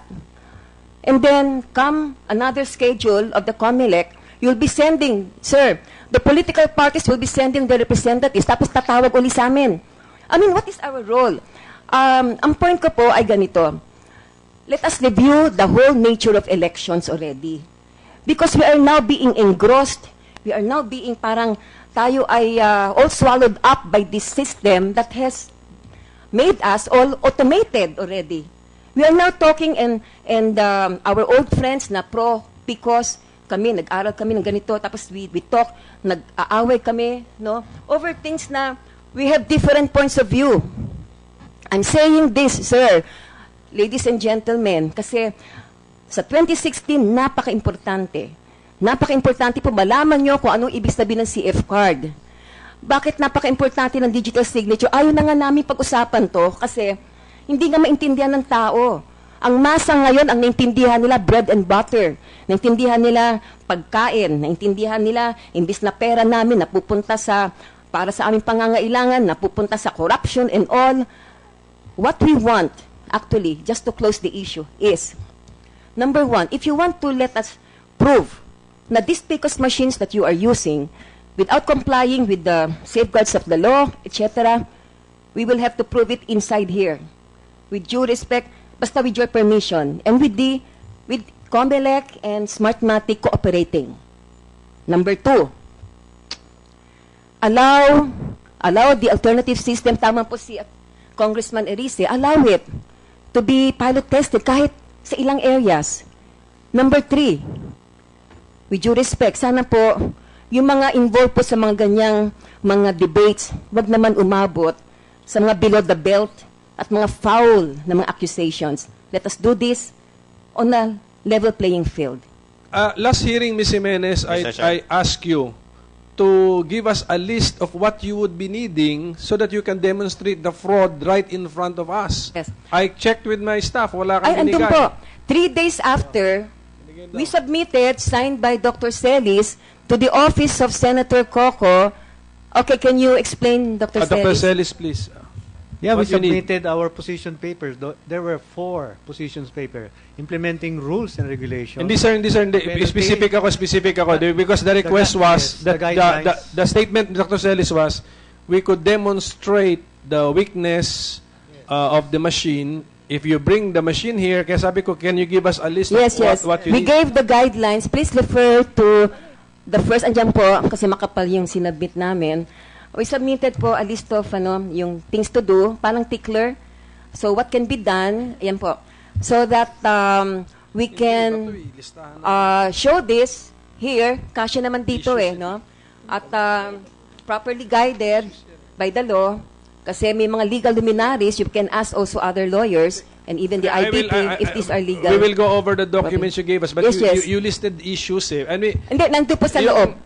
Sige. Anyway, point it out to us. Yes, So sige, sa next guidelines. hearing, there's a challenge, di ba, hurled to the Comelec. The JCOC is open nga to any demonstration of Pala the to close weakness. the issues. But, I hope ganyan din attitude ng Comelec. No? I mean, we're open to testing the machine repeatedly, requiring Smartmatic to answer the question 100 times. Ganon, agree tayo ron. Your Honor, may I express just a very simple point. In my layman's mind, I find it somewhat difficult to comprehend why the accuser who makes the claim of being able to prove that the machine can be hacked would require a representative or a technician from the manufacturer to show precisely how that will be hacked. That seems to be the impression that I am getting. Because as things stand, the way I understand it, you have a machine. This will be used all over the country. Now, they are saying it is vulnerable to hacking. They have to prove that. He who asserts must prove. Allegation is not proof. And I believe that the Honorable Committee has required them to do this. And I'm not trying to defend. Tama sir. That's why we did not we did not come into any conclusion because of that request that there be a programmer. That's why I asked them for a list. Ano ba yung need nila? Then we will go over the Anong list. gagawin po ng programmer ng Smartmatic? So, anong specifically? Dr. Celis, ano yung list? Can you point out to us what you really need to prove the ano? Kasi siguro yung machine, as far as bringing the machine here, nagawa na rin natin before that, no problem there. But, what you will do with the machine, so klaruhin lang po natin yun. Klaruhin lang natin. We are open to conducting this experiment. And so is Comelec. Yes, Your Honor. Attorney Chong. Mr. Chair, Pero sana we can finish internet voting and unaccounted votes before 1 o'clock because yes, the congressmen have to leave. Okay? Just a few rejoinders sa kay Honorable Arthur Lim. With respect to showing probable cause, I think we have already sufficiently proven with respect to 7 and actually 8 precincts where there were multiple transmission of results. As a matter of fact, from 2010 until today, you have not answered me even a single piece of an answer. Nung nag-debate ho kami ni Chairman Brillantes kay Linda Humilla, I specifically asked na kaming dalawa sabay. And I was told na ayaw niya. Ang sagot ho niya, sinagot na ho niya ang mga tanong namin. Sinabi niya, I think someone told me, ang sagot ho niya, pinalitan ho yung CF card. But I would like them to show the documents, show na pinalitan yung CF cards, because I will also show my counter evidence na hindi nga. There's really a problem with transmission. Sinungaling ho yung sinabi ni 2010 Linda Humilla. Answer? Sinungaling one final, sir. Kausap ko si Linda Humilla, hindi naman kami dapat pinagsasabay nagsabay talaga. tayo. Hindi Yes, kami sir. pinagsasabay talaga. Ako humihingi na magsabay kami. Chairman, Kasi Ay, humihingi nungalingan din ho yung ako na record. sabay tayo. And we call in the humiliated Because I'm not to tell- afraid to face you. to attest to this. Chairman, sandali. Your last point. And Sir, then with I'll ask respect to the Chairman. digital line po, when do we have a final closure on the digital line? Kasi ho, ang sabi ho nila, with respect to... I am myself disappointed. Yes, Binigyan sir. ko ng deadline to December. Let me point out, sir. With respect to clustered precinct 193, this is not the only case po. We have clustered precinct 67, also in Lapu-Lapu City. We have clustered precinct number 3 in Abocayan, Balamban, Cebu. And we have clustered precinct number 14 in Barangay Lanao, Asturias, all of Cebu province. Now, I'm sure that there are other clustered precincts also with digital lines that have severely affected the count. Now, may we ask the Comelec which of these pending cases have actually been disposed of? And doon na ho tayo mag-usap. So that we can open the issue fair and square here in this committee. We'll bring the TEC, no? Yun ang sa digitalize, yun yung conclusion natin kanina. We We'll bring in suggest the to TEC. invite the TEC. Kasi po, sir, Pero yung data mo siguro, Attorney Chong, on where the digital lines appeared, give to us. We have to give Comelec, then give to TEC. I Ganun already gave it, sir, by Pasa. email 2 weeks ago.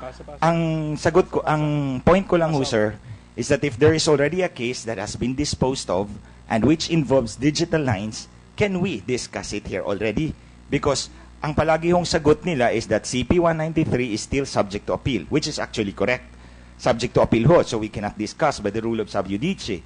However, I'm sure there are already cases there, like for example, in Samar, there are 5, out of the 25 protested precincts, 5 ang may digital lines. That's in Northern Samar. So, I'm sure meron hong kaso doon na natapos na po. siguro pwedeng i-discuss yung existence of digital lines. Hindi naman natin i-discuss sino yung winner eh. Yung nga po. Okay lang yung siguro yun. So, Eh, sir, Attorney Lim, Arthur Lim, that's not a sub judice violation. Pwede po pag-uusapan yung digital the observation namin of digital lines. Like, Hindi for naman example, natin sir, i-determine sino yung dapat nanalo. As Sir. an independent issue, Your Honor, that can be discussed, I believe. Yes. Kasi So we will do it. We will do it. Yes, sir. We will Because do it. what we would like to see is what is actually the effect of the digital line on all candidates. Kaya ganito. Pagdating sa digital lines, we will defer it. We will now invite the TEC sa next hearing. We will now allow you to present, even touching on pending cases. Opo. For as long as the existence of digital lines ang Yes, sir. pag-usapan So we natin, can also okay? look at the effect Yes, instead of and then- the cause alone. Then TEC will be here, right? Then the Comelec will also be here. Okay, Thank you, Mr. that's Chairman. our agreement. Yeah, Ms. Acol. No, I'd like to clarify only the walkthrough that Comelec is going to conduct tomorrow in deference to what Evie was saying, because these are violations of the law which will not be covered by the walkthrough. I think the walkthrough is just to look at how the machines are being repaired, or what is actually going to be covered by the walkthrough. Basically, it will allow access to the inside the warehouse, the process being conducted for purpose of determining whether the PCOS machines are working or not, and as well the process of repair. Okay, so in the working of the machine, we're not going to talk about the digital signature and all the stuff that were not used before. No. But can we take a look at the voter verification capability of the PCOS? Because that's in the law. That the voter can verify that his vote is there. Isn't it? That will not be part of tomorrow, but what we can do is, if the JCOC will require, we can bring the machine and they can ask question on the capability for voter verification. Di ba ma'am, there's a screen doon, and then that was disabled, and then naging uniform message yung lumabas. Yun po yun. And your position is that now does not comply with the voter verification system. So naging legal issue. Pero ang tanong siguro, are you checking the machines that screens that they can still reflect the choice of the voter if you will turn that on?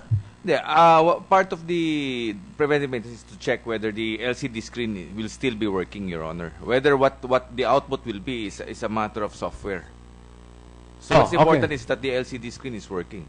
Kasi nga, now, when you turn it on to reflect the choice of the voter, it can show us the choice of the voter. It's still in the software issue. It's a software issue, Your Honor. It's not on the. That's not covered. We just need to check the working. Yes, it's a software. But in the software submitted by Smartmatic, that is not there? Or you just disabled that feature, hindi ba? Yes, Mr. Marlon Garcia.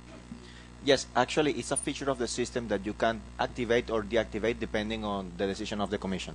Yeah, so, So, the feature is available. yeah, for example, kasi may understanding ng law yun eh. Let us say Comelec is all of a sudden swayed to the opinion that compliance with the law requires that they now show on the screen the votes of the voter before the voter presses something to be counted.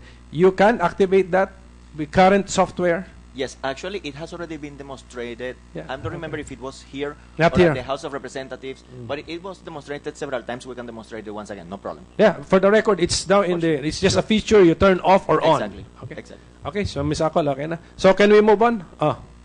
What issue, Dr. Celis? Yeah, regarding the comment of Commissioner Arthur Lim, no? And as a rejoinder also with the comment of Congressman Chong, even without the PCOS machines, there are already evidences that would show that tampering really happened. In 2010, if you can remember it right, in 2010, May 3, 2010, during the final testing and sealing, all the CF cards were recalled. And what was the reason? The reason was the PCOS machines were not counting accurately. A case in point, dun sa Makati, no? Yung boto ni Binay at saka ni Mercado, napunta kay Genuino. So that's already a proof that the counting machine or the PCOS machine was not counting properly. So what was the resolution of the Comelec? Comelec released a resolution to recall all the 76,000 CF cards. And that happened. That's already a proof of tampering. May I reply, Your Honor? But remedied. Was it remedied? No, we don't know what happened. Yun na. Tapos kaya that's why this committee is open to knowing the truth if you can demonstrate that it was not remedied. Your Honor, please, may I ask the good gentleman, assuming arguendo that that was so, you consider that proof that the machine was in fact hacked? Or would you attribute that to something else? Assuming that to be true. I am not an IT person, yes, sir. Your Honor. Basta kami ni Chairman Sarmiento, nag-usap nga kami na all allegations of fraud we are willing to pursue, but let's prove it. Let us be fair to each other. Let's prove it. We will be fair to you, be fair also to the Comelec. We are just doing our mandate under the law. Okay. And I want to be fair to Chairman Brillantes kasi hindi ko siya pinapasalita. So, Chairman, ano pala yung gusto mong sabihin kanina? Sorry. I'm so sorry. Ang bottom line kasi, sinasabi, naririnig ko whenever they want to say something, hindi namin sinasagot. Noon I was there. And I could not find any letter coming from any one of them to us because all letters we reply to under the law. For example, Dr. Tingting wrote me and I reply and give them the details of each and everything. If they are writing the Comelec, they can expect a reply in 15 days. That's required by law. Hindi nila ginagawa yun. Puro dito sila nagsasalita. So, if they want to talk here and come here and talk, okay lang po yun. We will follow whatever the JCOC will say. Hindi ho sila.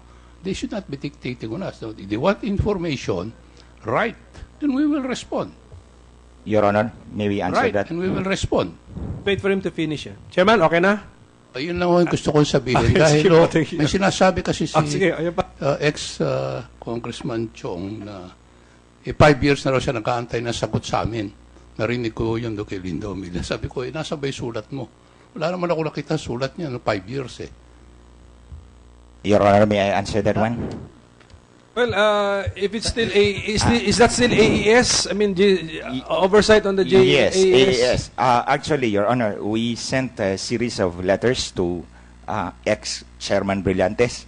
And pero ganito kasi, Congressman Chong, nakasaad dito sa sulat niya that I quote, "Lastly, I will no longer be entertaining any letter from you regarding this concern."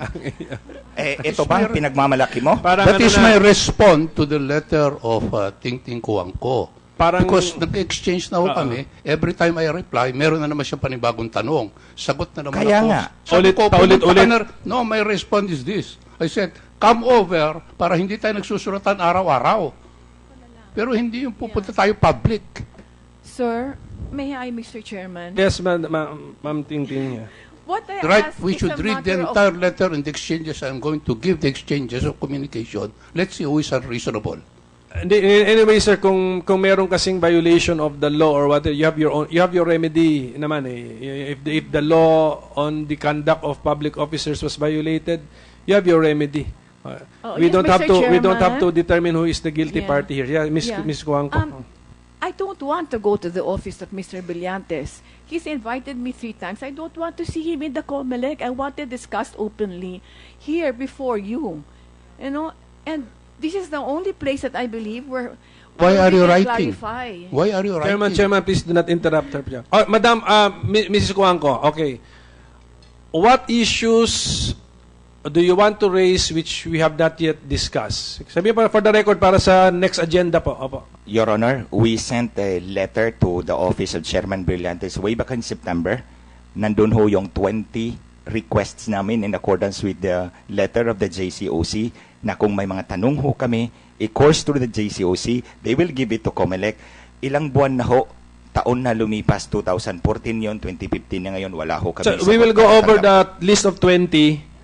I-discuss na lang sa i-agenda na lang po natin sa next hearings. I think the JCOC, sir, has a file of that yes, we will letter. go over nga the list. Yes, sir. Thank you, sir. Oh, Dr. Celis. Yeah, as a follow-up, Commissioner Lim, you mentioned about fairness, fairness to Comelec and to the JCOC, of course, to us, ISWATs. Maybe you can possibly give or submit that resolution recalling all the 76,000 CF cards in 2010, and what was the reason?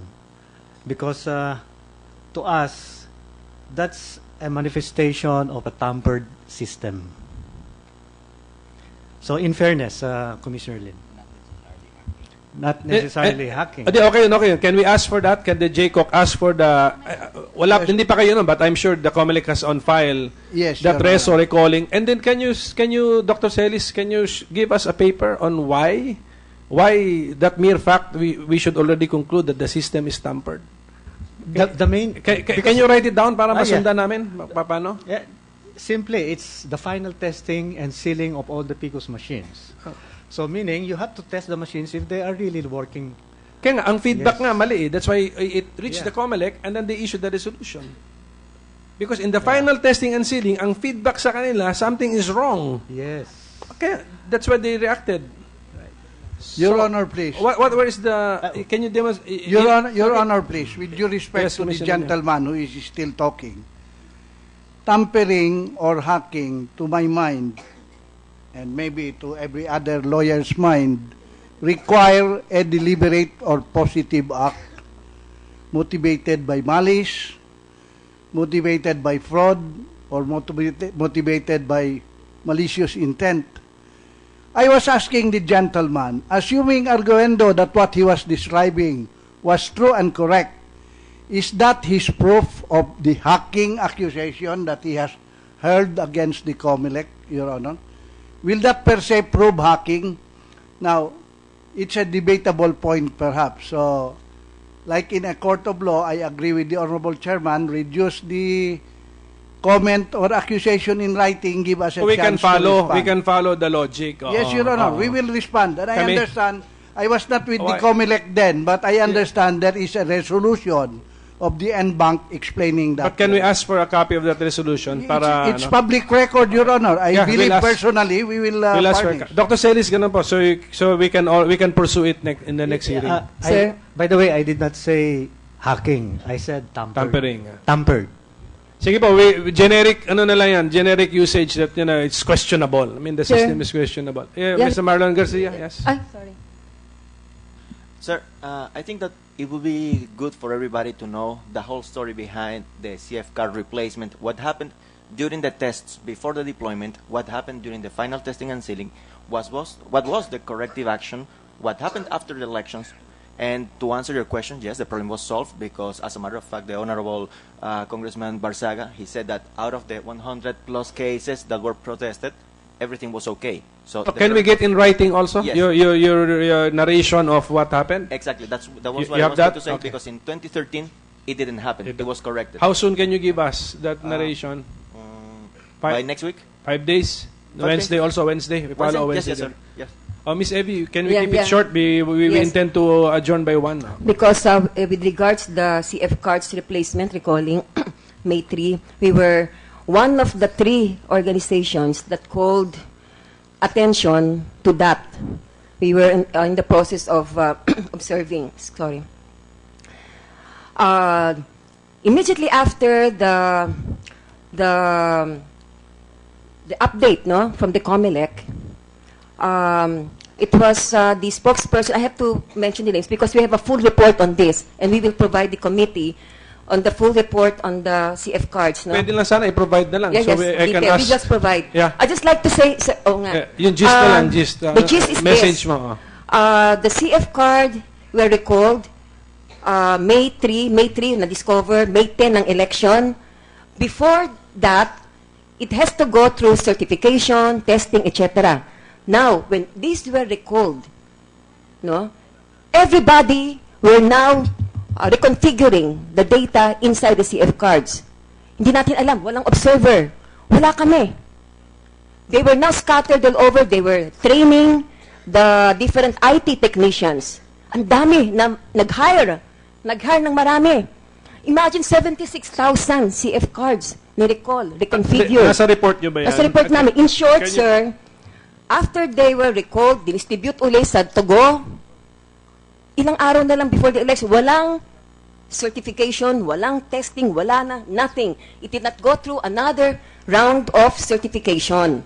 In short, these were distributed around, ginamit, who knows what were contained in the CF cards. Kasi emergency na eh, no? Kasi emergency. Kasi Remember, yeah. na ano tayo, Yeah, nagpanic I eh. know. No? So, I just like to recall because it comes so fresh to me because we were among those that were trying to get hold of the Comelec. Please do not burn the CF cards. And may order na. Sabi ni James Jimenez, we will burn the CF cards. Please don't burn so that we will have evidence of what happened inside the CF cards. Okay, so we are awaiting 4 documents. The resolution to recall, the report of Smartmatic as to the history, your report of Senpeg, and the analysis of Dr. Celis why it is tampering.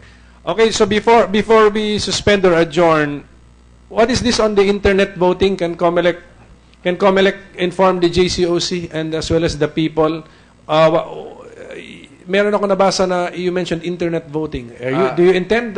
Can I refer you to the OFOB Secretariat, Your Honor? Director Balesa? Your Honor, we have a plan supposed to be to implement internet voting pilot testing in 2016, either in Singapore or in France. However, Your Honor, considering the timelines as well as the implementing law and the budget, we cannot implement, Your Honor. Yeah, what are you intending to implement internet voting? Pilot test. Pilot, but is it an official election? Your Honor, it could either be on a non-binding or non-binding election. Non-binding. So, yes, yeah, non-binding. Okay. For purposes of just exploring, Your Yes. Honor. Kasi ang reading ko sa law, you are not yet authorized to Yes. implement or adopt internet voting. Yun ang reading ko sa law. Yes, Your Honor. Because our law passed because of that compromise I made na hindi tanggalin yung internet voting. So at least clear, ha? Yes, Is that clear? Is that also the interpretation of the Comelec? Yes, I think yes, Your Honor. I mentioned before that that was my personal opinion that it could it's in effect a DRE, Your Honor. That's my personal opinion, but it doesn't reflect the entire Comelec, Your Honor. Okay, so anyway, that's clear. So our congressmen have have other appointments. So can we leave the other matters to the next meeting? Okay lang, Attorney Chong? Next meeting na lang ito isa? Yung isa lang naman yata. Two matters eh. Disqualification of the bidders. Pero actually, that's Comelec's decision and the unaccounted votes? We submitted yesterday the report on that, Your Honor. On the unaccounted votes? Yes, Your Honor. Just get a copy so that you can analyze. May we just ask, Your Honor, how many unaccounted votes could they was the Comelec reporting What for year? 2013? 2013? 13,000. Huh? 13,000. We have 13. 13,000 only? Yes. Sir, we will present that it's 8,330,313 votes that they must account. In the next hearing, you Yes, po, you sir. get a copy of their I will report. get you their report and then we will rebut it, sir. Because if it's 13,000, I'm quite impressed if it's really 13,000. But of course, the goal is we disagree to really lower it. Dr. Celis, yeah. Yeah, if possibly the Commission on Elections be given a copy of the position paper of ISWATS regarding the implementing rules and regulations. Again, position paper. Yes, we give. Yeah, we give them a copy of the implementing rules and we give the regulations. Comelec. So we can petition comment of ISWATS. on the position paper. Proposed IRR. Mr. Chairman. And then ito pang isa, itong meron din ISWatch document on non-compliance with the minimum system capabilities. Meron silang tabular presentation. We'll give Comelec a copy. Thank you, sir. For your response Yes, din. yes. Kasi maybe contrary yung interpretation ninyo, no? But we also want to see. So, in table form, makita namin yung answer ng Comelec. Okay. Yes, Mr. Chair, last. Attorney Chong, yes. We refute the 13,000 that they are saying. It's 8,330,313 voters. No, not we'll give you a votes. chance next yes, hearing. Sir. But may I request also the committee chair that in view of Mr. Brillante's insistence that he did not know about the multiple transmission, if you will allow me, I will present with certified true copies of supporting documents. Dalawang PCOS lang. Out 2010 of the yan, ano? 2010. So that we can trace it and they will then, be afforded sige, the right to answer. Finally. Pwede ko ilagay sa agenda yon and then response na lang siguro if you have cured, if assuming that it really happened, have you cured that loophole? Siguro, at saka, Your Honor, if you may want a demonstration, if you will need a PCOS machine and transmission, we can provide that to the JCOC. If you need that. Yes, Mr. Garcia. Just a quick comment regarding the multiple transmissions from the PCOS. We have already answered that question several times. So probably. When did you answer me? I can answer you now. You can transmit several times from a PCOS. It will only be counted once. You come next hearing and see it for yourself. Because if I remember, okay, Attorney Chong, this is Mr. Garcia. That's what we will do. Present next hearing. Give the explanation again, and then Comelec will have to say if such a scenario has already been prohibited or answered, remedied. Okay, ganun siguro. Thank you, Mr. Chair. So, in the meantime, siguro, we have to, Mr. Diwa, what is C3E?